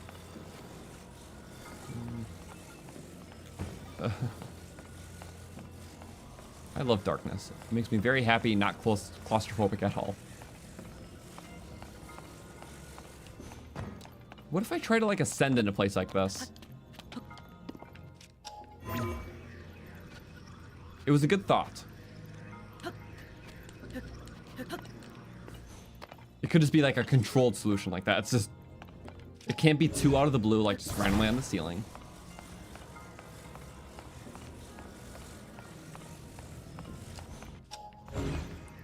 I'm kind of looking for patterns in the wall. Also, does my book show it? Likely. If I can't find it in like the next minute, I might try an outside resource, only because there's only so much fun in doing this. But I'm going to try to think I can control, like, map out in my brain where I have and haven't been. So far in this revisit, I didn't see it, so I'm not going to try out any of these rooms we just checked out.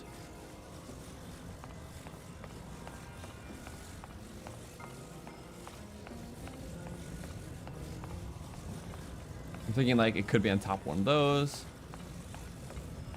So this leads back to that area. Last we didn't see it. So this whole wing of the dungeon we'll say is good. Yep, okay. I'm like over perceptive in a way that's making me see things. Like, I don't want to, but okay.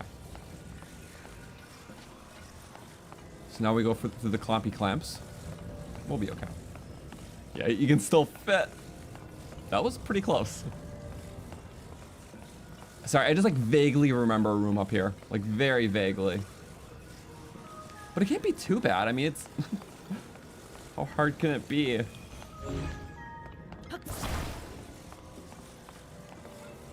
No, I would just love to find it myself, but...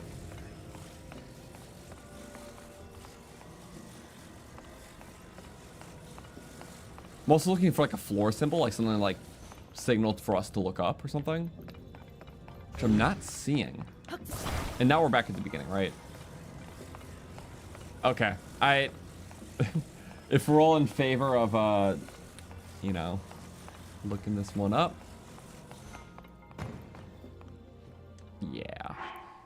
You know, what's the name of the shrine? I'm just gonna like Google it, because it doesn't matter what the official solution is, it's just finding it anyways. Kika Kin Shrine. Chess. I'll pull it on screen when I have it actually.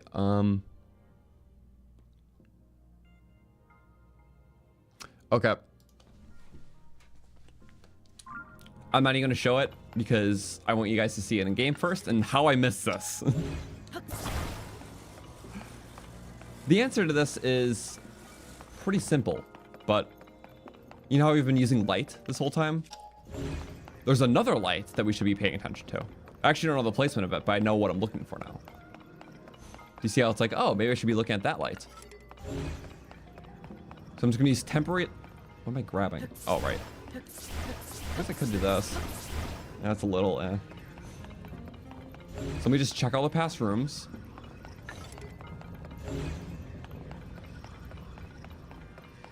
Yep.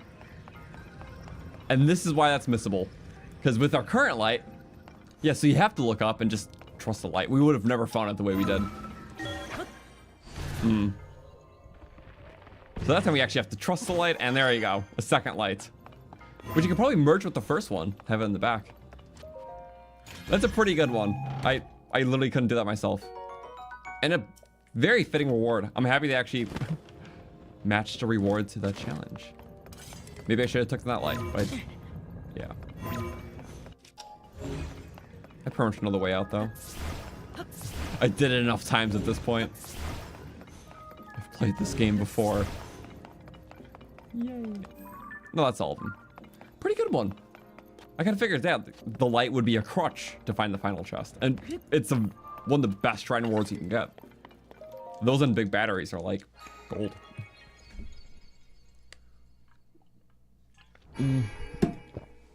Okay, but we're all done. Longer than I expected because it is a long shrine.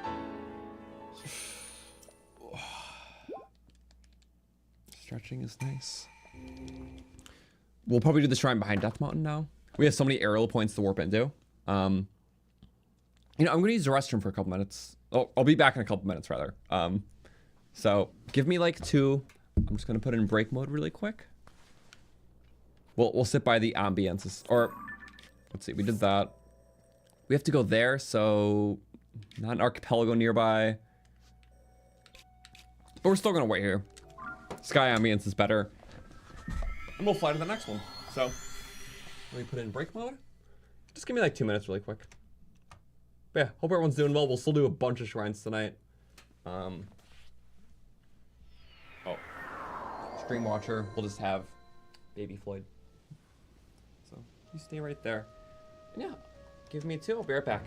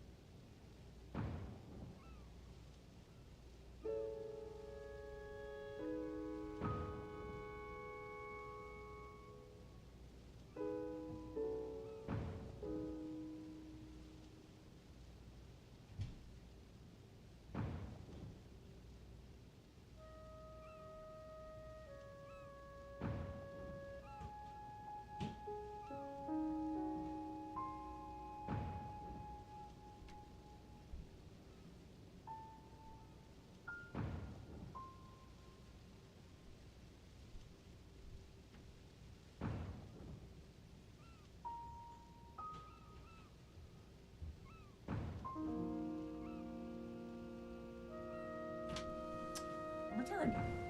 Thank you, baby Floyd. Okay. Hi. Now we'll go flying, because flying is good. I'll say I have my favorite games in the FAQ. Yeah, I updated that pretty recently, actually, because this year I've been trying to get a bit more into gaming because I've had a lot of passion too. I think the thing that really draws me recently is indie games. I think just having a very unique concept relished out in the scope of, you know, only what it can be, and stuff that even like Nintendo or AAA like companies don't do, because indie concepts can be a lot more niche, and if that niche appeals to you, I think it makes a really unique experience. So recent games that I played that I really liked, Outer Wilds was phenomenal. Very like space exploration, but with a strong emphasis on the lore and kind of how that warps your perception of everything in space, or on a very fundamental, like tangible level. It's really cool. I don't want to say too much about it because it's very much a game good to play fully blind, because discovery is a big element. Shovel Knight was really, really good.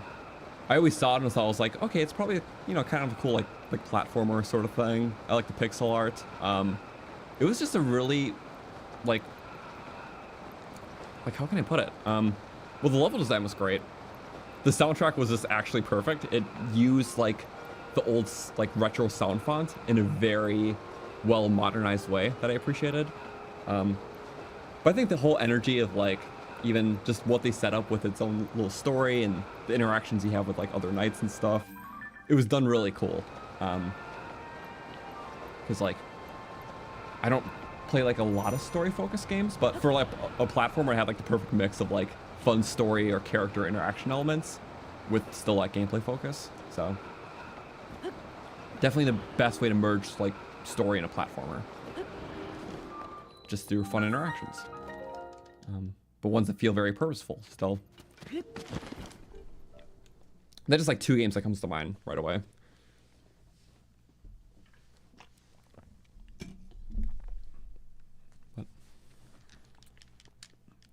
Yeah, otherwise I still like a lot of Nintendo series.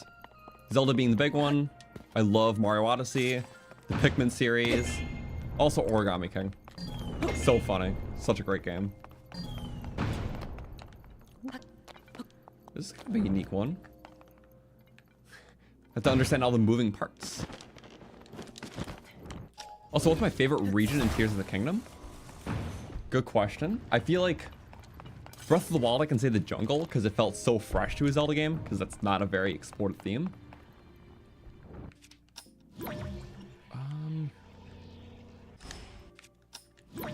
But here it's a bit harder, honestly. Oh, nice. What would be a cool region? It would have to be one of the regional phenomenal ones, because they're all very fleshed out. So maybe specifically like the canyon, so like Gerudo Wasteland region? Wait, no. Well, I guess the desert and the canyon's all part of one. But specifically the canyon area and the Gerudo, I thought was just embellished so well, with the caves like intercepting throughout. Turning the canyon into like a river itself was cool. So you had to like either walk upstream or the caves alongside of it. And it's all the new bridges and pathways. Just such a more fleshed out idea of what the last one was. So personally, I'm a big fan.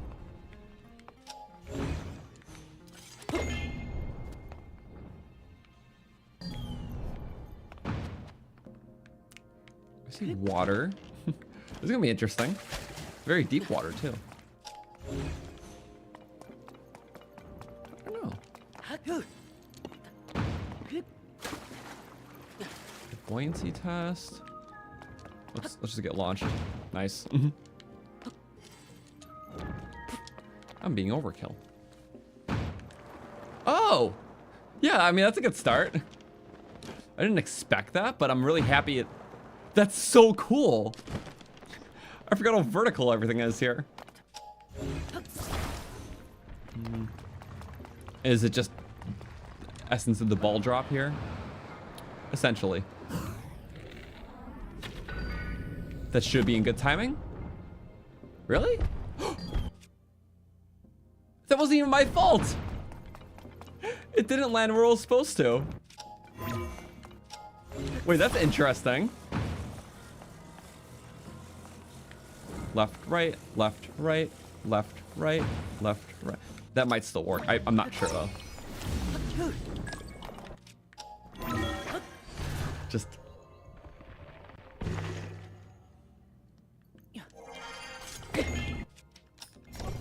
Do it. That's fine. It really just hit the edge. Blah. Wait. How'd I survive that? Who knows?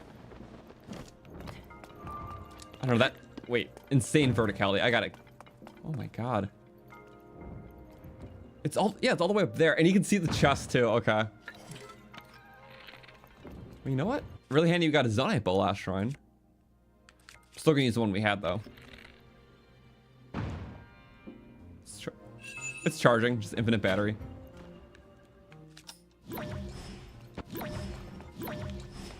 Oh, is that what the water's for?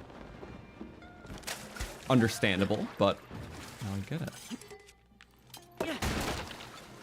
Oh, cool. Buoyance. Oh yeah, I guess you're diving into there. So you can do a paraglider less. Maybe not the intention, but... Yeah, splashing straight down. Yeah, if only the wing acted like a glider when you surf. No, I get how that can be cool. But it gives you the high jump naturally, so... Doesn't want to give you high jump and gliding. I mean, that'd be crazy, though. On Mineru, it's acts like a paraglider. So I think that's cool. Because Mineru's other falling methods, like the balloon and hoverstone, you get slow falling, but you don't get control over like the steering. So wings, you get control because it's like more controlled. It's a wing.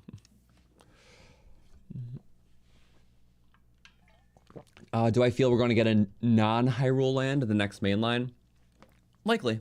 And I'm good with that because you know what? Zelda games always had a good mix. And I feel like even they know the series will get too stagnant if there's too many Hyrule games. Which I fully agree with. I should maybe get the tower here. We're gonna get the tower here. Okay. But yeah, I think it'll have to be somewhere new because they kind of alternate. Like Ocarina was Hyrule, Majora's wasn't. Wind Waker wasn't. Twilight Princess was. Skyward Sword wasn't.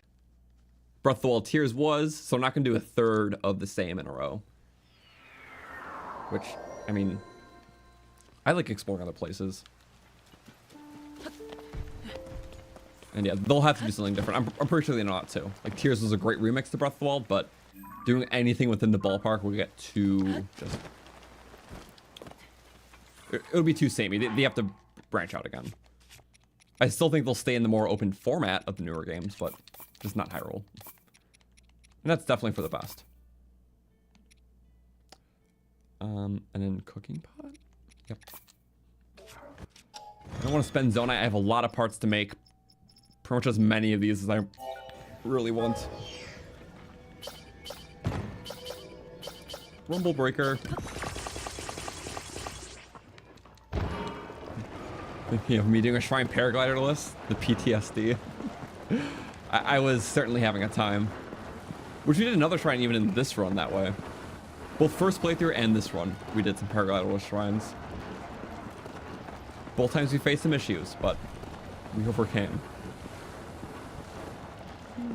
I just can't drive in a straight line. I would get pulled over instantly. This leads to the tower, right? Unless the tower...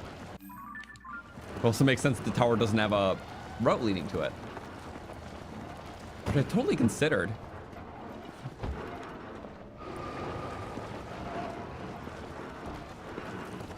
We can make our own route, though. There's no shame in route forging. It's always worth the adventure.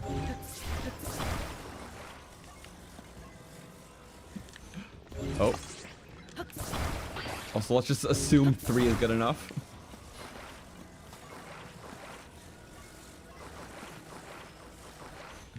Perfect. Maybe we can stick on it. Who knows? I don't. I'm really just winging it. Wheeling it.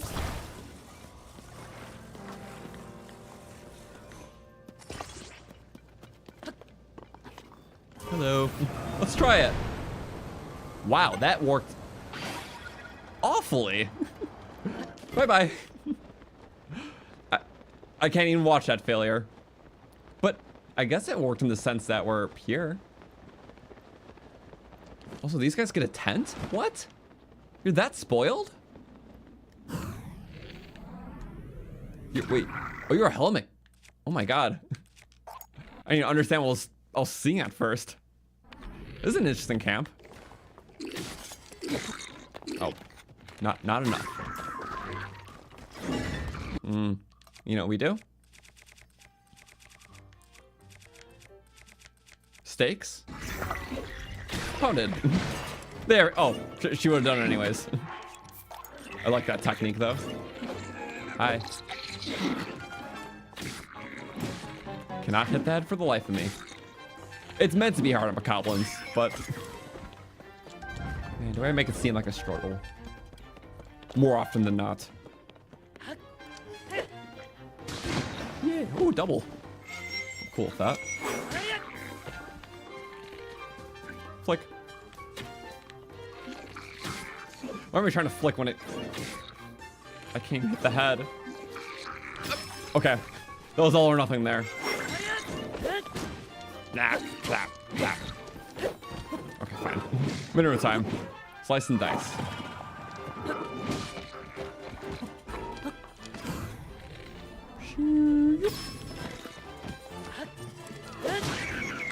Yay. Not bad. Yeah, I just wanted to see that. I didn't have to stop there. How neat. Neat, cool, and interesting. And also, why rocket shield? When you can just, rocket Mineru.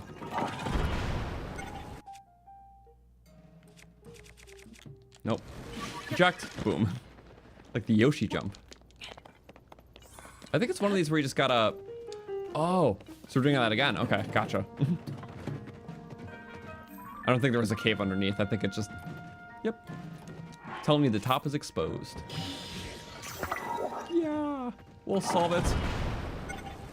We're almost the right height. Now this one's more like a Breath of the Wild tower. How can we climb it? I like how they just left one tower you have to climb. Nostalgia's sake.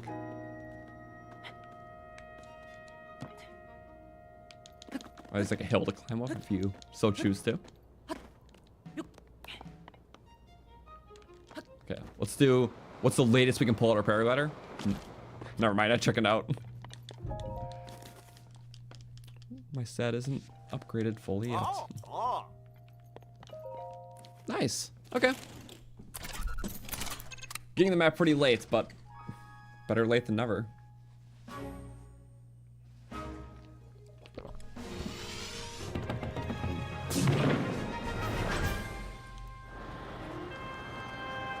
With the wing on our back looks pretty fitting. We're just arrowed up. And the green. We'll start in the sky. I'm pretty sure this is the minecart Sky Island. Because yeah, this game does have a very good way of introducing us to mechanics, judging by the way that you're most likely to enter the region. So it's likely you're going to start at that stable from Central Hyrule, and then probably go to this tower right away. Because right below this then is like where like the restaurant is and stuff, and you first see like the Gorons being sick, which is definitely the likely route that most people take, at least in this game. But because of that, you're probably seeing a Sky Island early, so they're going to teach you some things on the Sky Island that's going to be beneficial to the section, and more beneficial than minecarts, which we'll see. This game has a very great way of that progressing, because like it assumes what's the most frequent route to get to an area, and then introduces stuff in that order. So, although nothing's truly like verbally intended, it'll always design its map and points of interest around leading you more than likely a certain way over another. Oh wow, that's just a mighty weapon. So yeah, I'm gonna do this chain as is. Okay.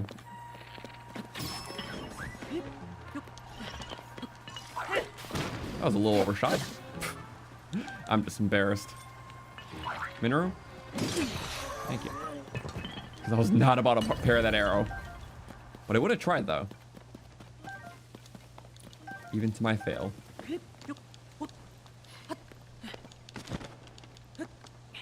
I'm so good at this. Look, there's dazzles.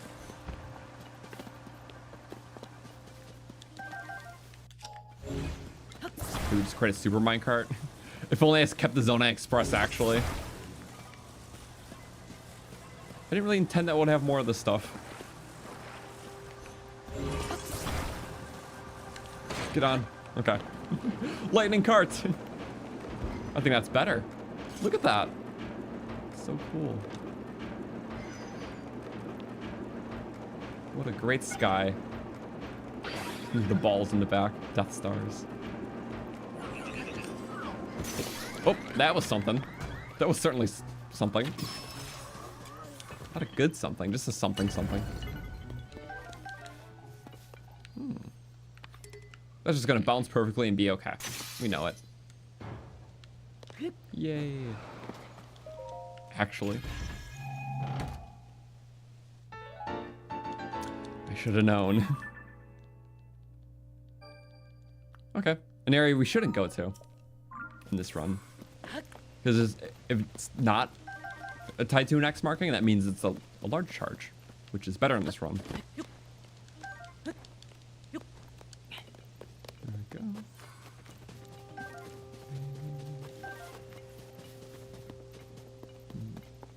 Tree. I like how they kind of act as natural guiding points to climb forth.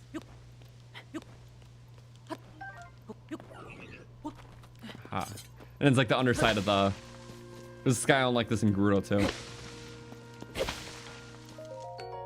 Perfect. I'm gonna make another wing shield because I realized that we're out. Durability is good for this one. What? Okay. Thank you for... I should have one of these. I should have another attack shield. Or just the current one. I just like this double staff aesthetic. I never really thought about it before, but yeah. They both spin too. Assuming they're both out. It's kind of neat. Kind of vary. Can I hop through? Oh, I did the spin midair. I don't know how. but it counted for the cut.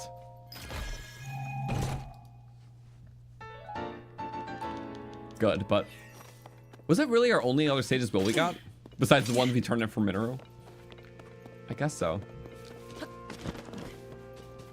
I think Sage's Will appear more on the islands that don't have the green crystals.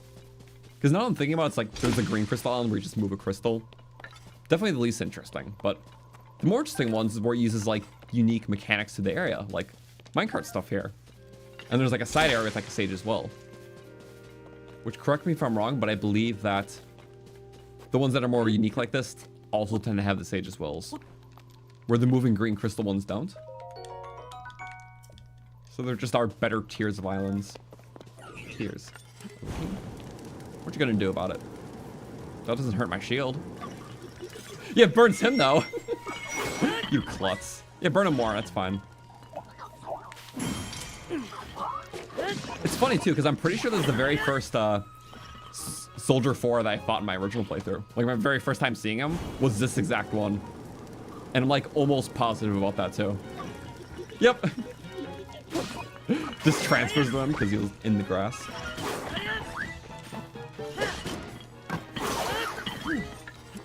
Sorry thing. I might as well finish you up too.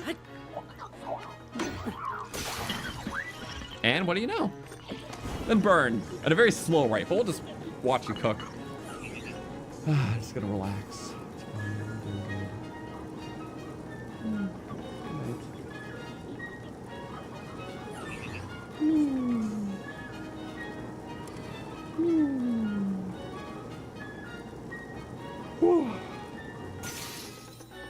I'm sure that was working the whole time. Oh, went weaponless. That's not something you see all the time. Oh wait, nope. I like my good spears. What don't I like? I like a lot of things. I should probably do something that hits. Yay. Those extra hits don't take durability. We're fine. Also, my shirt is definitely translucent here. It's green enough to count in that. So you can see the white trim. Was it the whole... I guess you can't tell always, unless there's like a sharp pattern beneath me. Huh, what do you know? That's kind of silly. Do I have much two-handeds? I like those for the blades, they're cooler. Yeah, but we have a lot of stuff, so... Oh wait, no, these I should keep for the flux cores. We have a lot of spears this time, that's kind of crazy. These won't be enough to one-shot ore deposits. This will just be a whatever one, we'll use it up. The damage says 42, but if you know about the spear reduction multiplier nerf, it doesn't actually do 40 damage, it's like 30 something. Because spears over-exaggerate their damage value, two-handed weapons under-exaggerate. The only one that actually does as much damage as it says in tiers are the one-handeds. It's to balance out the fuse mechanic. So it's like, as we know, the fused object is always worth more attack value than the weapon itself. So without those nerfs, there would be no reason not to just use spears the whole game, because you get to milk out the high value part on just a low damage weapon. Because spears have a higher damage per second. They can attack very fast and safe. So yeah, to compensate for that, they have to they have to actually make it do less damage in practice, even though it displays more. But two-handed weapons, since they're slow, they actually are a bit more potent with them. I made a video on it. It's in my Stats of the Wild series, or Stats of the Kingdom series, which is in the description. It's confusing, but it is a balancing mechanic. Regardless, it's like, doesn't mean you shouldn't use spears. It's just hiddenly balancing the game so spears aren't stupidly overpowered. And also hiddenly balancing so two-handed weapons feel rightfully powerful. Even though that one's a bit more minor. Also, I'm like thinking what to do. I only have Zonai parts. That's fine. We'll just use these ones. I should save those. Okay.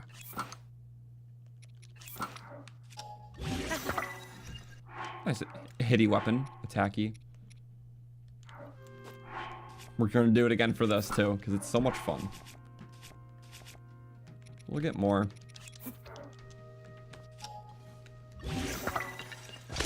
Yay. Is that it? Kind of. Kind of really. I think it was just for that neat stuff, and that sage as well. So. And then here we are. Just one more minecart. It looks like a fun minecart. But I'm willing to test something here that I actually don't know. It is kind of a longer one, so maybe not the best, but still gonna do it. If you shield surf on these, obviously like it works good, but it's uphill. So we're not gonna make it very far. Oh no!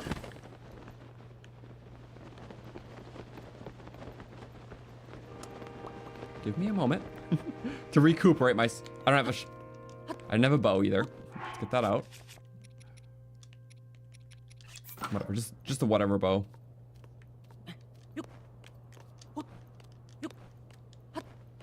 So wait, is that an area? What's this? Oh, okay, it is just part of that. Maybe better, we can just ascend. So yeah, shield surfing won't work, but I never tried speeding up the surf. Let me see if I can do what I'm thinking of. This has a decent probability of not working at all. I can always make another mirror shield. Temporary thing. What if I get a rocket? I don't know. It could work. Yes, wait, actually! Please, please, please. No! Wait, I gotta try it again. If I can. We got this. We still have some left. I'm happy about that. Whew. So it worked for that, but I want to see if we can get a consistent one. Just for the sake of the test, because I'm curious. That was cool. We're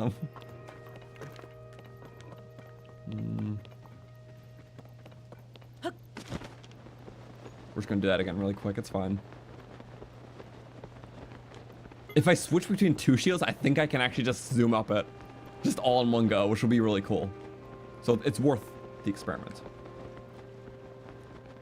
So I think we can just ascend here. They purposely designed that otherwise. That's fine, we can get around it. We'll get more hoverstones later, I promise.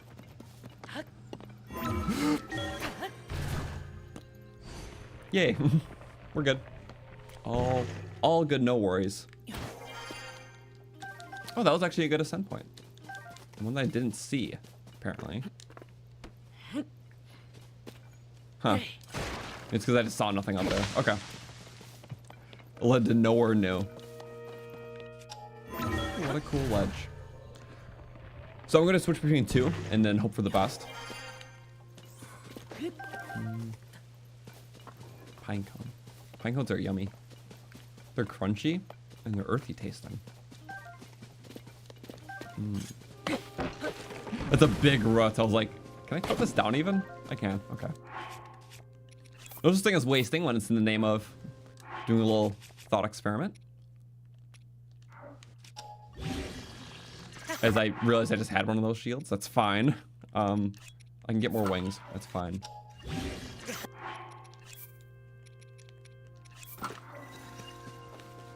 Wait, my first experiment is, can I just switch between them? See, I don't want to have to mess it up, but I'm going to get as far as I can with this one. There we go, and then switch it. And use the momentum on the next one. And then when that's gone, we switch to another. And there we go, we get launched. Oh, as much as it had. Well, it's just enough. That's actually so cool. Okay, you can just ride it up purely. Wow. For a one-time thing to get our shrine. That's good. And there's another thing, a capsule dispenser. Which we'll still check out. We're pretty good in parts though for now. I'm like very surprised that worked. Wait. Is it still gonna get the clip? I don't know. Oh well. It'd be like that. It's not like it's not recording anyways. I'm literally streaming it. But I like having those little personal things. Like, oh yeah, that's cool. Sometimes I look through my clips and it jogs my memories on new things to try out. Okay. I don't think this one has any sort of good part that we need. Not specific. Batteries, fans, hydrants. It's big wheels. It's nothing bad. It just... I only really go to dispensers that are very focused for things we actually need. Which, we have better big wheel dispensers. Fans are tied with better things. Like, yeah. It's like, if I'm getting a dispenser, it's like, oh, this one has cannons in it. That's good. But I can look at other things like, where was the one? Cannons and construct heads. I might as well get that, because that's 2 parts I need. Low chances on their own, but together, it makes it worth it. So, I always prioritize stuff I don't have the most of, and stuff that has low drop rates because of it. And then whatever side things, that gradually refills, just to make sure I never run low. But I pretty much, I'm only focusing on like 1 of 6 parts always. Like beam emitters, cannons, construct heads, big wheels, but we have better dispenser for that. And then like something else I'm forgetting, so. But yay. 123 shrines, 1, 2, 3. Ah. I do remember this one. And yeah, this shrine's teaching you more about the Elden segment. So you learn about minecarts a bit. I mean, which you did in the Great Sky Island, but bit of a reprise. And now you're learning about how water makes a path. I don't have my wing shield. I don't know how to feel about that. I like using the wing shield in these shrines. That's fine. We can still do things that are just fine.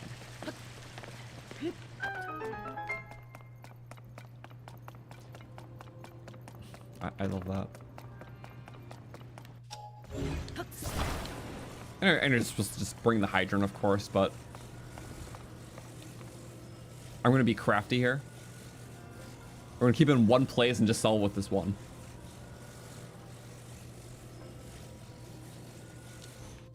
Like the wiggle woggle. I guess I overthought it even, but yay. I was gonna like snake around the edge, but like I can just climb on top. And that's very nice. Yay. Now do I have a hand? Yeah.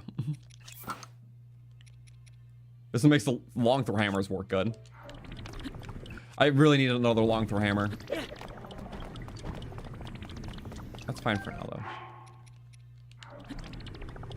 I'm gonna use up this one. This is non-Zonai. Non-Zonai attachment. Still take really good damage because the parch is so good. But technically that would be better on it. Okay. Was that the only chest? It was.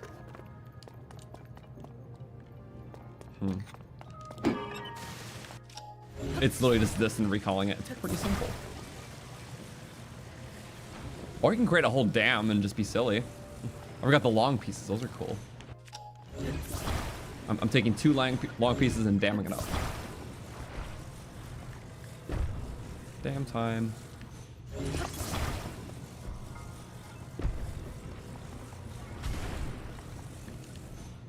Yeah. So nothing can go down now. So I like the long pieces, but you have to kind of like execute it perfectly. I guess if you're just fast enough, sometimes it just, yeah, dammed up. I don't know how to get the long. Now we're going too fast, I think. You have to like paint the picture. Yeah. Like if you're too fast, okay. So it's about how you rest afterwards. So when you stop moving, it's like when you, it's like you're drawing it at first and then it appears once it's done. Actually, yeah, I didn't even think about this before. And with 2 long pieces, it fills it perfectly. Not, okay, perfect. Imagine failing at this point. Ooh, that's cool. I dig that. Yay. Never thought about that way. I think the normal method just to recall it. Like, place, you know, draw it, and then it goes and recall. But maybe this could be it. What is an intended way on this? Since sometimes, like, if you didn't use the rune earlier on the shrine, it doesn't expect you to use it later. There's a solution to use it without, like, just using its own elements. So yeah, I feel like the dam might have been the intended solution. The Nintended one. It's definitely not how I did it at first, though.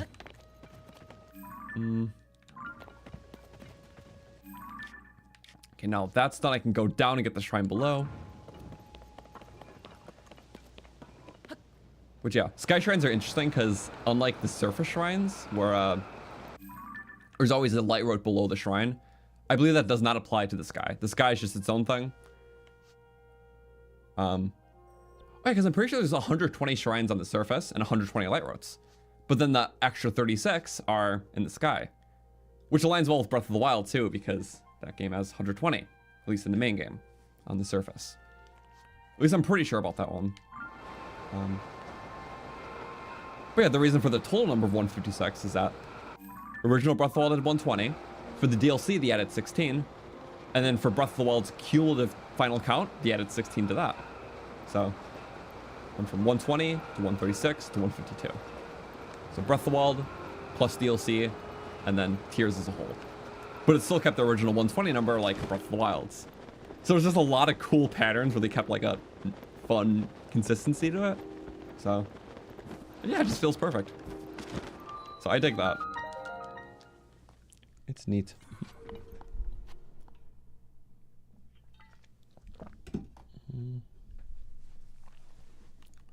44 things. We did a lot of things. More lava because we're in the right area. And I didn't bring a wing shield. Yep, it's drawing a better path. Oh, that one I just drew it perfectly. We did the sequel immediately after. That actually kind of feels good. In some ways, it's kind of an intention. I don't think I have a wind weapon for you. I wish I did. You would go straight in the lava, though. So, be glad that that's not your fate. This one's low. Might as well. Oh, now this one wants you to recall. So I'm gonna assume the last charge was the dam because it perfectly lines up to become one. And you just like filled in. Where this one, it doesn't give you the water as the same way. Now you don't have control of the water, so how are you gonna take control of the objects? So I kind of like that pattern a lot. Oh, and then, yep, it's pushing, it's pushing. Wait, this is so cool, yeah. Oh, what happened there? I have no idea. That one was so strong though. And I love that. Don't keep, no, wait, this is not good. It's literally under it. Well, that was something. I think I jammed it though. I don't know what that flick was, so let's see it later. I think it's the physics being physics. It's definitely pretty jammed.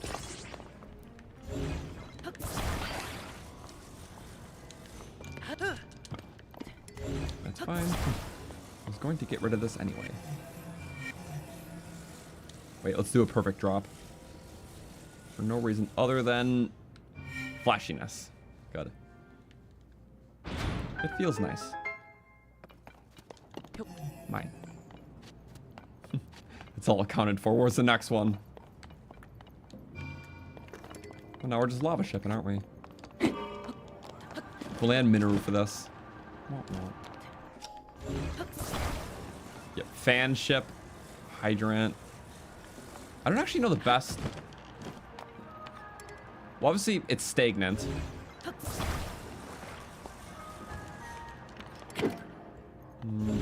Should we go this way? I don't remember exactly. I want to say we just make it too long and put the hydrant on. Because it's making a path. So too long. But as that goes forward, hopefully the way we want it to. I'm putting a trail of water? I want to assume this is what it's telling me to do. And I assume pretty wrong. Oh, wait, yeah. Sorry, we right. You just start with one of those, and then you sail. Okay. Where'd the other thing go, though? I feel like my strategy... There's definitely a flaw in what I'm thinking of. You know, maybe I'll just for the initial bet. But I'd like to think that it could still work, right? I mean, you could just ride the boat yourself at this point, but... This seems like it would be kind of fun. If we can get it straight, that'd be excellent, though. Okay. Yeah! Make a little plat... I see the issue. We made it a little fast, didn't we? Wait, no, we didn't! It's perfect shield ops way. No! Was. Maybe one fan on it. That was too much. I get it now.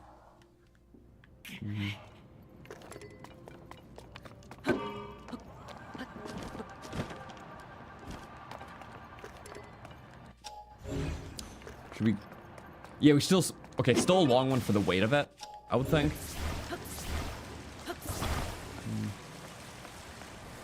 Oh my... Wait, my old platforms, yeah. I mean, I might as well just keep using them. We'll put that in the center.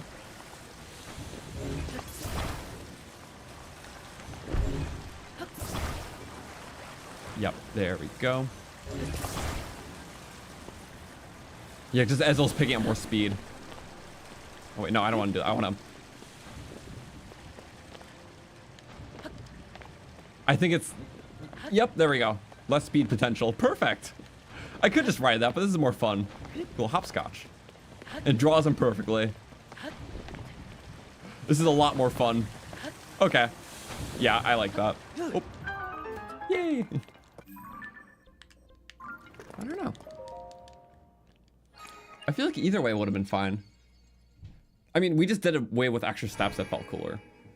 So. That's kind of like how I like doing shrines. I keep the original solution in mind because there's always one that's going to make sense, but if it can be embellished on, I don't know. As long as it adds whimsy, it's fun to experiment. So yeah, overcomplicated but fun. Woohoo! I like them. But I definitely like the duality between those two shrines because you're probably going to start with the sky one and then drop down and see this one right away and do it. So it's going to be like a sequel. So you could probably do that shrine just by like moving the hydrants and stuff and doing what we did. But then when you get to this shrine, you realize that, oh crap, this time we don't have control of the hydrants. It's more so controlling the things that the hydrants create. And the best way is using recall. So although recall was a valid strategy up there, you would actually have to use it here. At least for that first part. But I guess the alternative is just like snapping a bunch of them together as they keep coming. So, you know, yeah, the way I keep thinking about it just keeps changing. So there's always a journey between how you solve it in the two shrines, but it's never the same. I'll say this shield's about to break, so I'm like... I don't like always seeing the warning for it too. Yeah, because I could do that. As soon as I learned about the mid-air wing pullouts. It's honestly really cool and helpful. Also, there's a shrine here. I pinged it before, so it must be, but I don't remember it. Is that a cave shrine? Or is that just a total misping? That was a total misping. There was no shrine here. Okay, but there is one here, and that's like right on the edge. And there's a Hinox to fight. Low gravity? Low gravity to get there. And we'll get more. Ooh. Yeah, me not having my wing shield. It's so handy. Like, I genuinely think it's like the best shield fuse. That on top of high surfing stuff. Like, icy meat. Because surfing's always fun. But literally for a high jump ability for, you know, platforming potential, I think is really cool. Things that expand upon your base moveset just instantaneously, I think is awesome. So, like, that's why I like Tulin a lot in this game. Because, yeah, he's just tied to, like, your flight mechanics. So when you're gliding, it's like, sometimes you just want to go horizontal further. Because, you know, it just helps with the pacing of that. And yeah, it's just very naturally integrated. Just press the A button and you get a boost. So same thing for the wing shield. As long as you have it out, you get a high jump ability. So you can cross longer gaps, taller jumps, and even like use it for combat for bullet time. I'll see, I like the rocket shield in low gravity. You get a lot of height just by feathering it. Oh, doesn't work as good out of low gravity though. But it's handy. Scales, it's all rifted.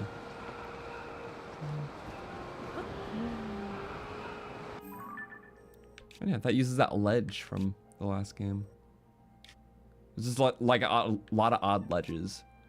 One of them lets you in Monster Camp. I think it was this one. Yeah, I believe in the last game, there was a ledge that led all the way here and ended at a Monster Camp, which I think was there. And could it be similar in this game? I don't remember. But they did put a shrine like halfway through instead.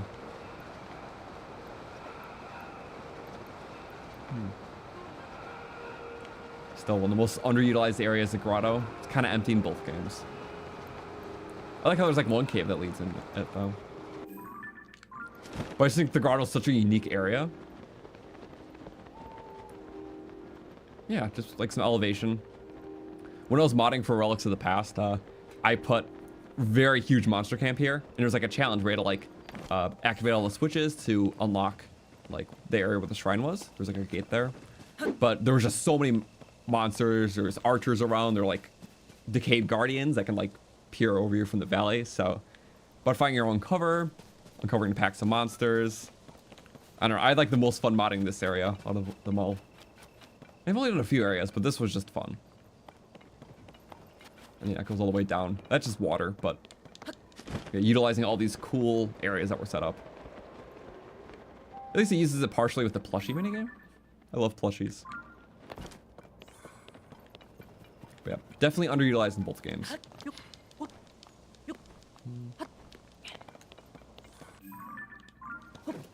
I'm just gonna fan on over.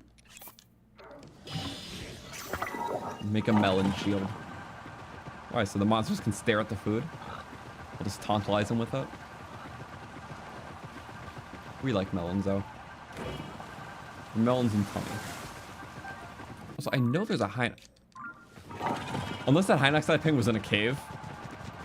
It probably was. I think so. I didn't actually pay attention. Oh, I found 2 of my missed pings in a row. Nice. Neat.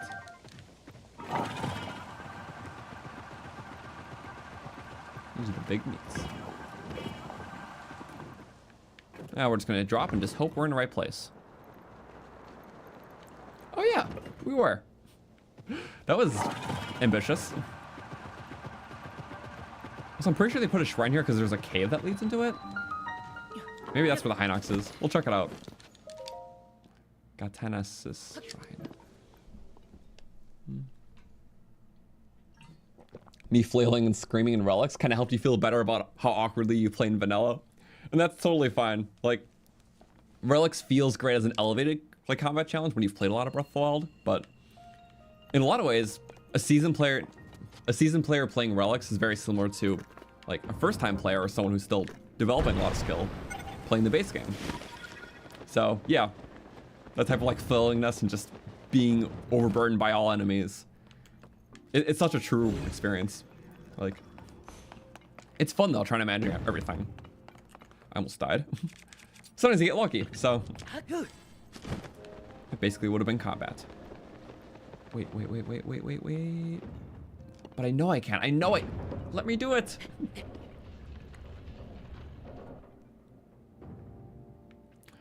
This should not work. We're not gonna let it. Oh. Maybe we'll be in the last solid ground we're on. Because that's a maybe thing. Yeah, okay. Not where the ball's gonna drop though. You know, I have an idea.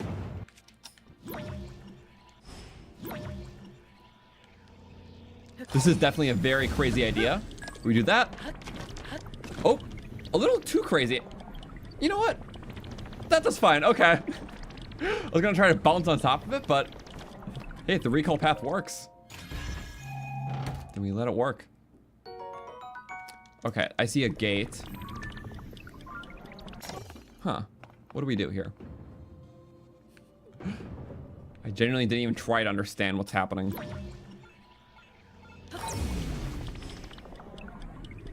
I don't know.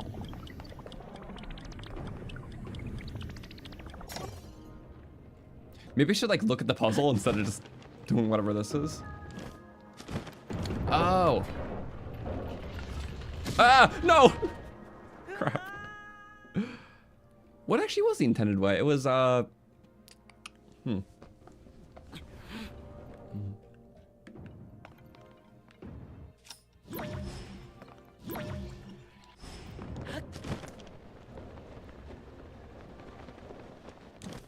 If I can't figure out the intended way, I'm just gonna like do it as normal.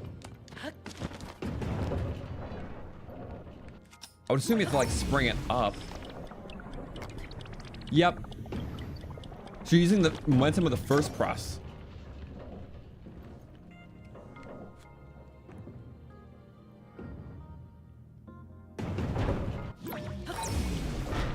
Oh, yeah, okay.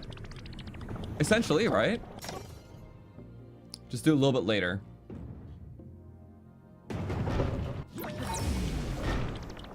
Okay, because it does, I see. Don't die, though. That does, oh. Not as much damage as I thought.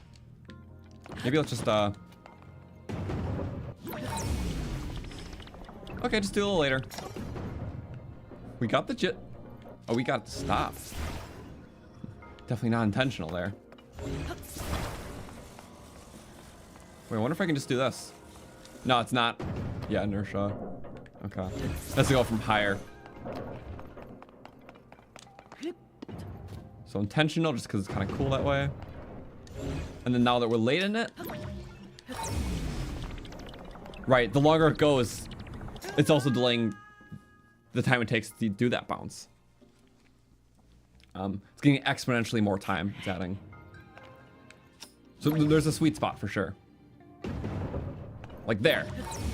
And then almost hit it. Like fractionally later. I'm pretty sure this is the way to do it. Yeah, but it's a well-timed bounce. A little past. Yep, like that, and then yoink. Oh, almost beautiful. Beautiful enough. I can't undersell the credit. Okay. And then this is for jumping up yourself. I don't know why. We'll call that a fluke.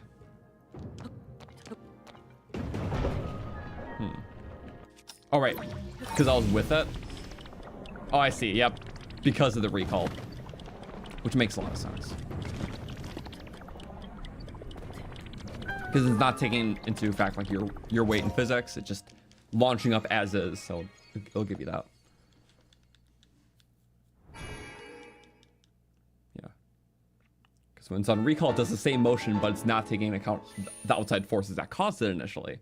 So that way, it's able to launch up so heavily without the ball. So, okay, that makes sense. And that's 126. Where'd we stop off last stream?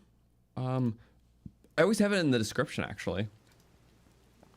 Which, yeah. We started at 116 shrines. So we did 10 today. Definitely doing some more. That's in a cave. So I think that cave is actually down here. We need 4 more Hinox cuts for the Ancient Heroes aspect. When we eventually get it. But yeah, I would hope that when we finally get the Ancient Heroes aspect, we have enough to upgrade to level 2. Because the goal is we finish all the shrines, get the aspect, upgrade to 2 afterwards, and then we're in the finale. So it's all coming up very soon.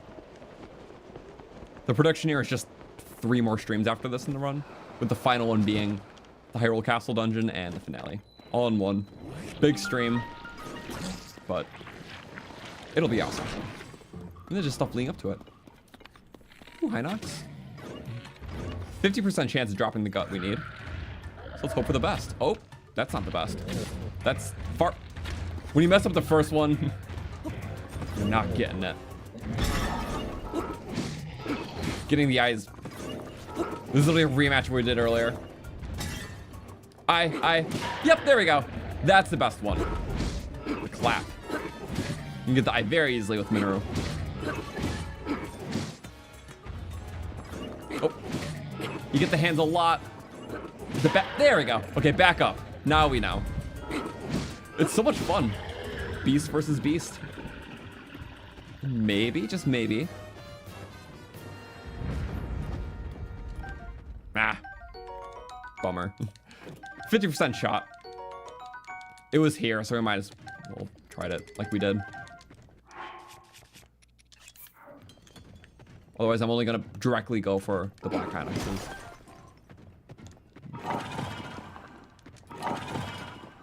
Is it one of those? I can't get the... Okay. Sometimes it acts weird. Usually Mineru is really good for that, though. You can get, like, the lizards on ceilings, typically. In the normal size caves. I'm not gonna pass up a rare deposit. I'm gonna pass up a mushroom, though. Oh, yeah.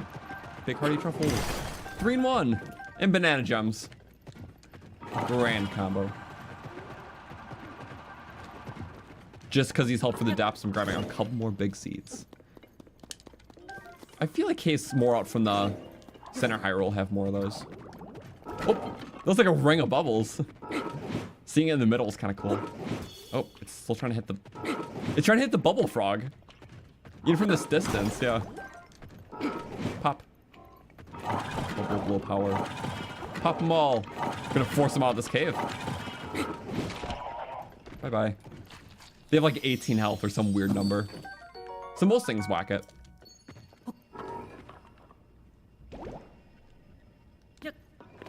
Yeah, I'm pretty sure it's 18 health, which is, yeah, just not a number.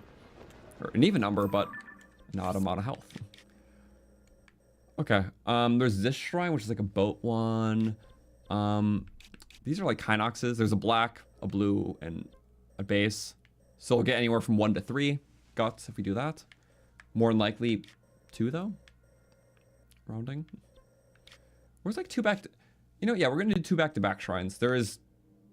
I don't know the requirements of this one, honestly. So maybe we should check. On the flip side, though, maybe I should save all jungle stuff for one thing. Do we go through the storm itself, or do we wait for the castle? I don't know.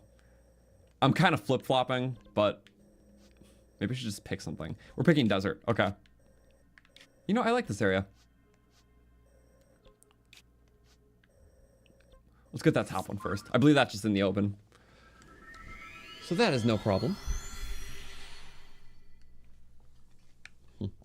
Hinox Hunter Mineru. It feels great. Oh. Yeah, I still forget like which moves are the parryables and which are the flurryables for Hinoxes. I believe the horn hits are the parryables now. Like when they hit you with the horn on their head. Because I believe they didn't have parryables in Breath of the Wild. So it adds more layers of, I guess, dynamic combat, which I like. Because they were never the most interesting fights. So adding that, more ways to fight them, like Mineru being on eye level and stuff at times. Stuff like that's cool.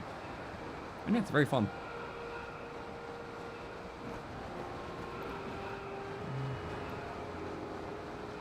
Yes. Look at that. The emitter dragon heads. Instead of beam emitting, they're Zonai power emitting. In a sense. Also, yeah, welcome everyone tuning in. We'll be doing still a few more shrines tonight and stuff. But yeah, next time we'll be going live. Will be this weekend. On Saturday, we're continuing our Wind Waker HD playthrough. Which is hero mode. First time 100%. First time for both, actually. It's been a lot of fun. Wind Waker is definitely one of the few older Zelda games that benefits from a very thorough playthrough. Because everything you do in the sea really complements the adventure ahead. In terms of using those items in dungeons and just the feeling of fulfillment itself. I think that's better overall content, where a lot of other older Zelda games have the best main content. Main content in Wind Waker is fun, but I definitely appreciate it for the sailing aspect and seeing when you can lock things on all the islands. And just all the unique item interactions compared to other Zelda games. So, yeah. This playthrough's been making me love Wind Waker so much more than I ever have. So, we've been doing that on weekends. We'll at least go Saturday, maybe Sunday for that. But, yeah, it's most weekends ever since we started. We've been doing Wind Waker. And those streams are earlier in the day. This playthrough is every Wednesday night at 6 p.m. Eastern. Once we finish it, it'll be another Zelda game. I've yet to announce because I'm still flipping between two myself. Well, Wednesday nights are always either Breath of the Wild or Tears. So, it'll be one of those again. This is the exact subject of the playthrough. I'm still figuring out for sure. Oh, maybe... Okay, that's the side wing. Oh, look at that. Perfect timing. Actually, literally perfect. And then I'm not patient, so we do that. And I'm not patient, so we do that. I didn't have to.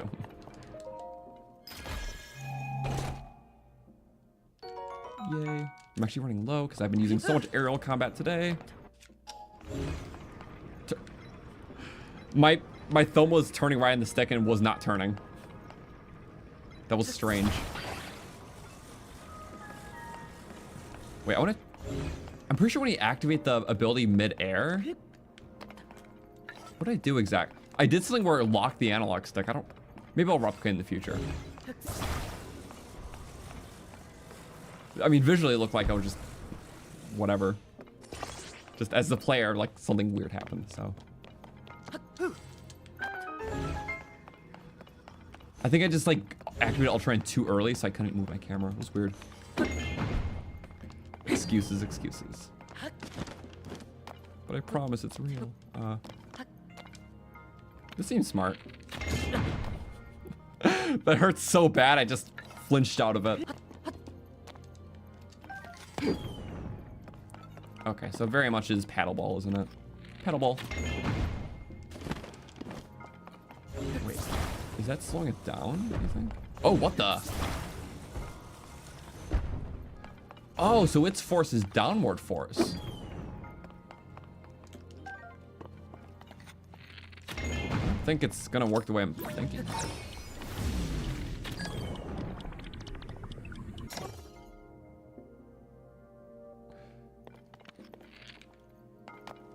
No, this is a very tight joint. It is downwards force.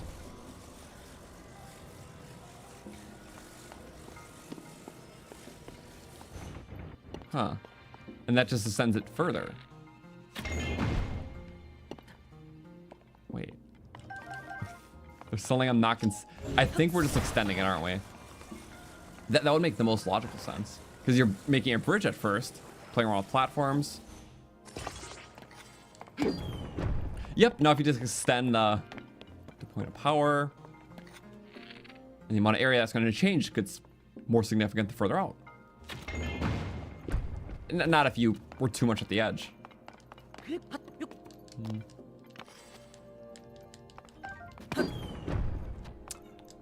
I'm so good at this. You didn't slide off. Let's go. That was pretty nice. Yay. I love the gliding. Using the glide set is twice as fast as a paragliding.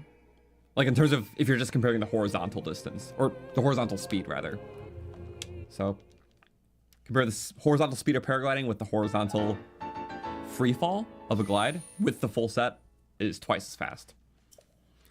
Normal glide is about a quarter slower than paragliding. So you get more horizontal speed from paragliding over just a normal glide, like without any armor.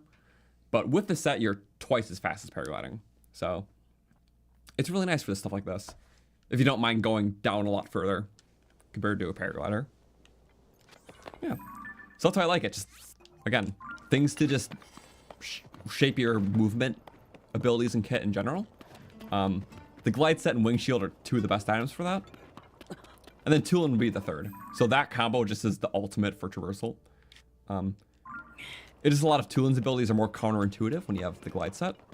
But if you're just trying to clear a lot more horizontal ground without dipping as much vertically, that's when Tulin is better than glide set.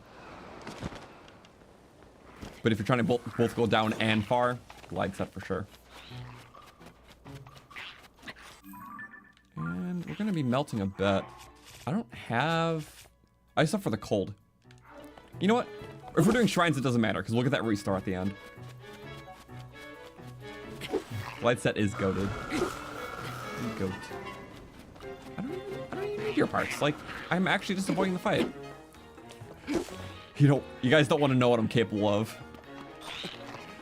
One weapon, all it takes. So be thankful.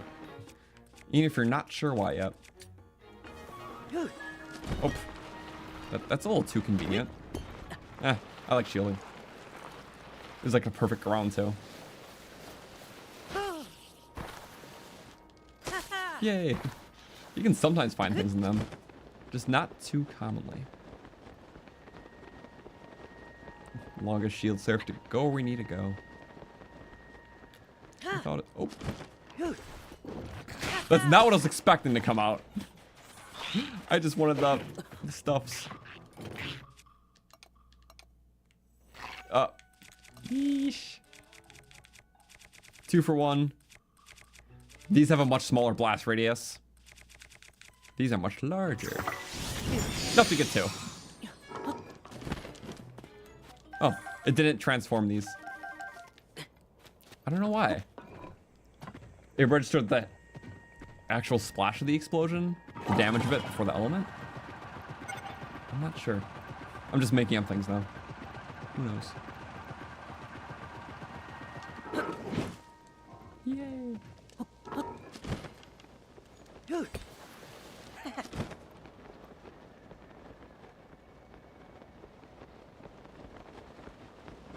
It's peaceful. I'm sure it's not a Molduga here or anything. Moldugas are so fun to fight with Sidon, because you can use the ability to bait the Molduga over to you. And it'll just like scoop you up and like hit you in the air. You won't take any damage because you have the water shield. And then in the midair, you can just throw a bunch of bombs at it. Or shoot a bunch of bombs. So Sidon's ability is very good for like those calculated situations where you know you're going to get hit into something. But playing into that's really cool. So that's why I like Sidon's ability a lot. So intentionally making the enemy use a hit on you so you can go in for a good counterattack. And especially stuff that you can't like parry or flurry, like a Molduga thing. Moving the spears. Imagine moving the spears. I can't actually say that word. Spears. Spear. If I can say spears like the weapon, or spears like spears. These damn spears in the way. That's all I can do. Okay, so these ball things. We gotta hit the ball things. I'm cheesing this one because it's more fun, and I can't say these. It's like one of the words I can't say. It's like called pathetic or whatever. I can't say it. Spear or spear. I guess I'm kind of right. It's like my dialect conflicting with it. I hate you. Stupid dialect. You know, this would be it. I don't have the chest, but if I was 2% more observant, we would be okay. I was not 2% more observant. You know, I could be going all the way to the past room for it. And I don't know. Oh, that was a good one.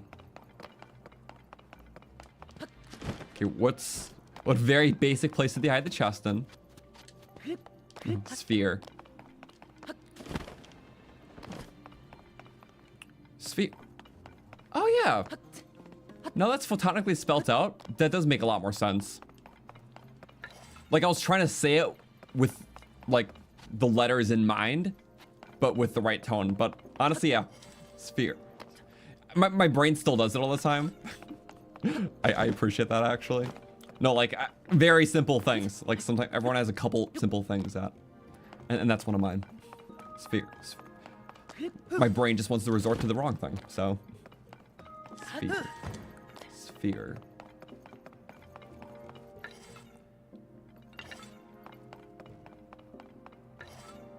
Sphere.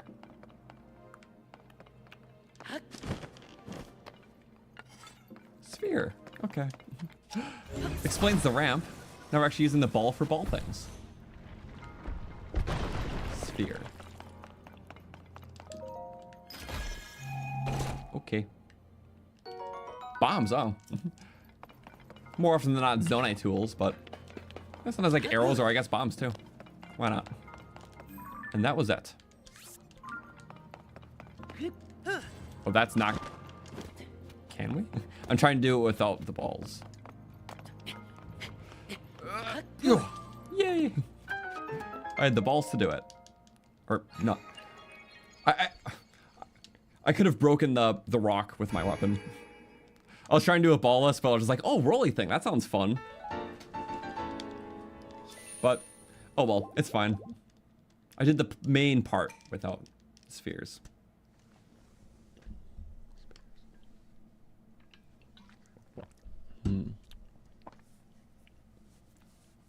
The Molduga fin is so small in our inventory, but the fin itself is so big in the, like, on the field. That's a fair point. There are certain parts like that. I believe I do have one. I mean, of course I do, yeah. Because everything looks small because it's just a square. It is. Like, I don't know why specifically it just feels... Like, there's other parts that are big, but something about this just feels like... That's crazy. Because if I fused it... Give me like 10 minutes to find it really quick. Yeah, and a bow too. It just... I feel like it's not that much bigger, but there's something about it that gives it more oomph. I like the fronds though. I'm fond of this strategy. Sometimes there's some funny physics that can happen with us. Like enemies will just go flying. Something silly like that. Also random side tangent, but I'm glad that there's no sky stuff above the Gerudo area. Because I feel like it's more fitting to have the desert more desolate. And the only thing that is flying is in the side, and it's a King Gliok of all things. It's like close to the pyramid. So I think that's honestly super fitting for it. And like you don't even see it in the desert really. Yeah, clouds. So yeah, I'm happy they kept the desert, just the pure desert skies of heat and cold and loneliness. Although it's not a super lonely desert in this game, but no, it fits to have more, you know, natural skybox. Oh, good stuff though.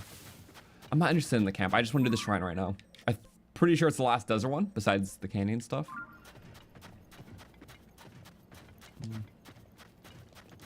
I was trying to whistle sprint. But I believe Mineru doesn't take the movement buff from the sand, or debuff. Seems like I'm right. Those are hollow boulders. Y'all are awkward. You know what? I'm kind of proud of myself today. Looking at my inventory, I didn't spam time bombs once, and I'm quite glad. Like I didn't need to. I don't know, last year I went so ham with that, and just half the time never ended well. Also, oh my god. I did forget about this one on top of Gerudo Town. A very rare sight to see, but yeah, literally in this divot. I was like, oh, what's that shrine in the mountain? That's no mountain. Damn. What a silly. I'm not gonna fight these guys. Gold fruit. Gold fruit.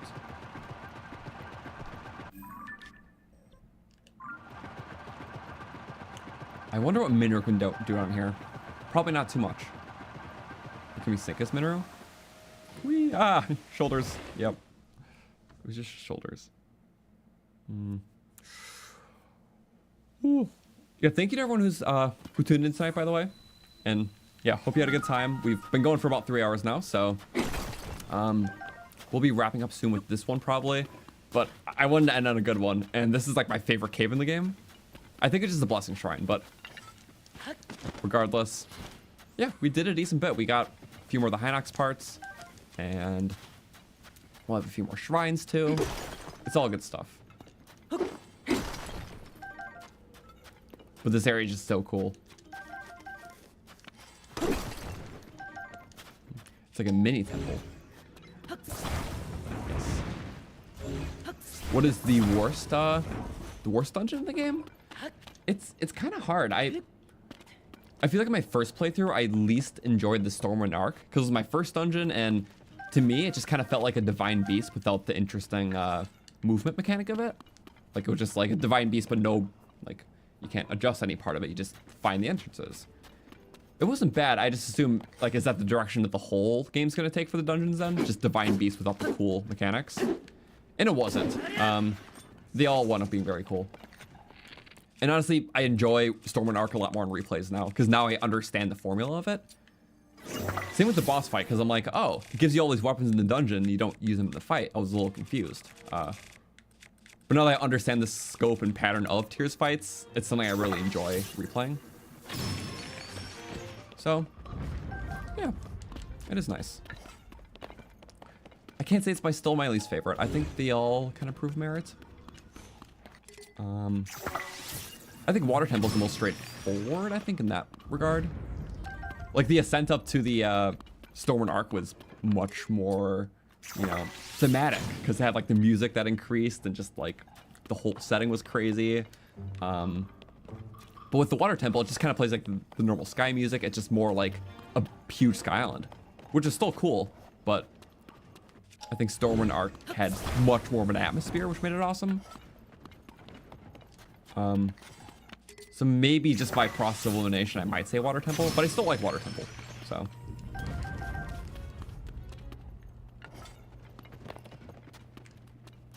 I'm literally being a grave robber right now. You gotta think about what areas to ascend into. I'm looking for like weak walls. It's cool, like you barely see caves that are like structures. It's just nature, but this cave is an actual underground structure. And like, yeah, based on the themes of Zelda games, they like doing sand area mixed with like a prison. And this is this game's version of it, which I think is awesome.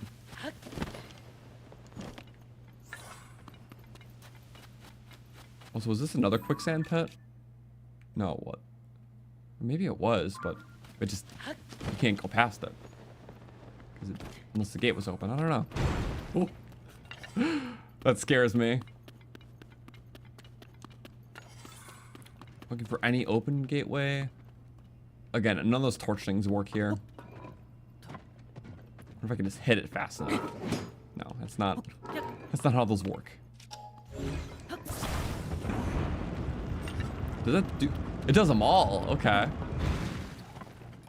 Even the way below.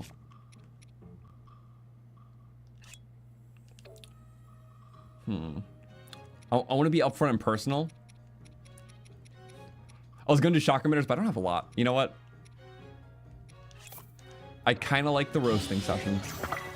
It's always fun, isn't it? Yep, and they roast pretty well. At a high tech. Oh. Roast zombie. Cook them alive. Oh, oh, the gate. Oh, I see. So it teases the gate closing the first time you go through it, like how it jittered. But if you try to exit again, then it closes fully.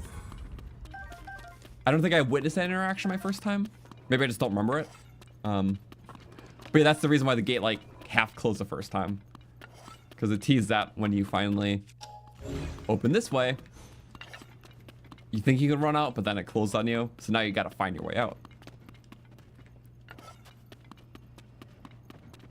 So this plays like a mini dungeon. I think it's so fun. It's like what I said earlier about that one dark maze shrine. It's not like a puzzle trial like most shrines, or a combat trial like some. It's actually like a mini dungeon kind of thing, where it's just like more about the navigation itself. So for caves are always navigation-y, but it's adding more of the puzzle elements, and I like stuff where it just feels more unique like that and incorporates different designs that are different from the quo of other like areas in the game. That's just really awesome. Also, not really good for Mineru, but alas. Yeah, really neat shrine today, a really unique cave. I vibe with both. And a blood moon, we just killed the zombies. Okay, what's this one?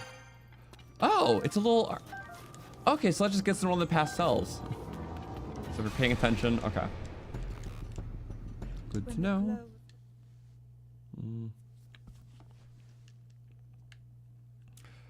That's fine. Banana gem. I have a decent bet. In challenge runs, they are kind of ultimate cheese if you're just trying to finish the final fights. Or not even in challenge runs, just any run. Throw one of these into like one of the Demon King armies in the finale, and you're good to go. The explosions not only do the elemental portion, but it's also 80 damage. So 80 damage, huge AoE plus the element. And you can fuse that with a multi-shot bow. Like a 5-shot bow. 5 times 80 is 400 damage plus element. Yeah. It can be a little too good, but that's why we love it. Ooh. Oh, that's back in this area. Right, the things that respawn, so it's gonna... Oh, it's literally the start. I chose the right place.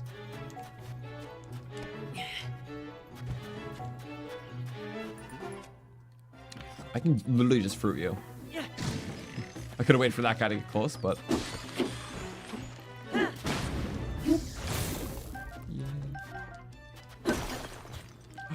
Strawberry gem. And... Strawberry gem. Oh, never mind. That was my hammer. Same color. Whoops. I think I could. I can. This cave also has Groot weapons in it, fittingly enough. Oh, this is oil and cooking. Oh. Not gonna lie, there's a lot of minuscule stuff in there. I wouldn't be surprised if I like missed one of the things. Because I don't remember seeing the oil area like this. Like, I genuinely don't remember that.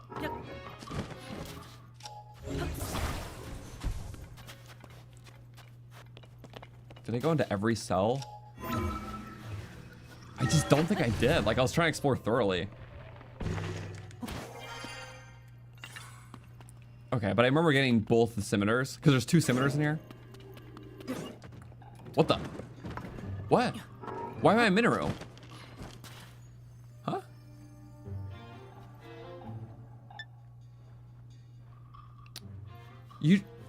There's a way to like jump on her back, but I just walked, didn't I?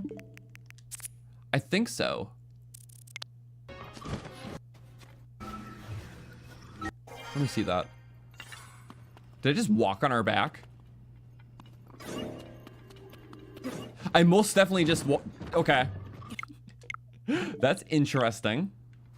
I'm very intrigued.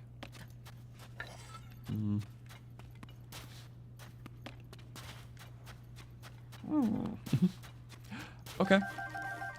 Usually I can't do that intentionally. It's only when you don't intend, of course. Aha. Oh.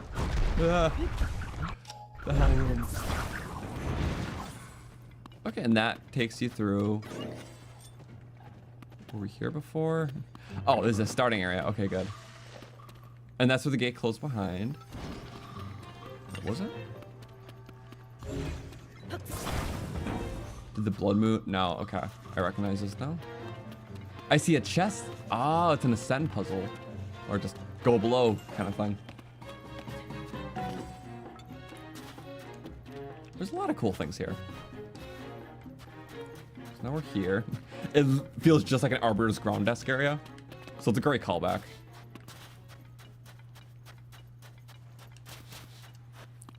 It's like, okay, this room doesn't connect to it. So am I going the right way? I think it unlocked another... Oh, right. The area that fell. I totally forgot. Okay, yep. So you want to go into the area fell in. Bye-bye. I've become so Zonai, I just walk onto Mineru. Instant summons. And I guess so. Okay. And I think the rest is just... Well, it teased that chest behind the bar earlier. But now it's just very fundamentally go there. Like, wait, I wonder if I can climb into it. No, don't fire. Oh, there we go. You can actually. That was right ahead of the first. Okay, cool.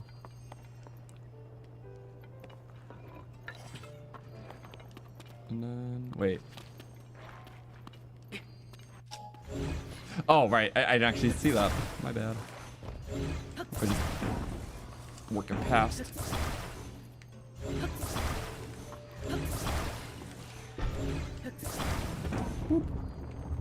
The statue! I forgot about that. That's so cool. It's not just a bar that opens. I just think that one's cool. Chim Chim. Or Chi-Chim. Chi-Chim. Hello. Yeah, what a great little puzzle, explorative thing. Not many caves are like this. Also, I think the standard was really high in my playthrough. My first playthrough, because I found the Royal Hidden Passage, like, when you first go to the castle. Like, even before you get the paraglider, like, when you're on the quest to do that. Because, yeah, if you're in the castle, you talk to the commander there, and then it tasks you with going back. If you explore the castle enough, you can find one of several entrances in. And then you go through the whole thing, which leads you directly into the town to talk to Pierre and get the glider. And that was definitely, like, the coolest way, which I didn't realize until later that that's technically backwards from the guided way, where after we beat one regional phenomena, there's like the crack that opens in the wall in local landing. So yeah, beating one regional phenomena triggers that, and then you can solve it that way, which would be the total opposite. So you eventually end at the castle. But yeah, by the time you get to the castle, you can just warp out or do whatever. But I think it's cool finding it early, even though it doesn't tell you, because it literally acts as a perfect guide back from the castle where you need to be to talk to Pyrrha. So instead of just walking back the same way you came, you take a whole separate route. So I'm really glad we explored and did that. Because I was like on like day 2 or 3 for me. And it was a lot of fun. But yeah, I think day 3 actually. Yeah, because day 2 I was still doing paragliderless shrines. Because I didn't know how soon we would get it. But that's fine. Yeah. No, we'll still, I'm guessing another 3 shrines, or 3 streams will finish the run. 2 more to get all the shrines. 1 more to do the Hyrule Castle dungeon and the finale. And it'll just be really great. Wait. Oh yeah, that's where it came from, up there. But yeah, we'll be doing this live every Wednesday night, 6 p.m. Eastern. In terms of side streams, we're doing Wind Waker this weekend. It'll at least be Saturday, maybe Sunday, I'm not sure yet. 1 p.m. Eastern. So that stuff's in the description. I usually put the schedule for the next week in the description. So yeah, Wind Waker weekend this weekend, but our main playthrough is always same time Wednesday nights. So yeah, we'll be finishing up the run, and then probably the week after we'll start a new thing, which I already have in mind, but nothing to announce because I'm still debating between 2.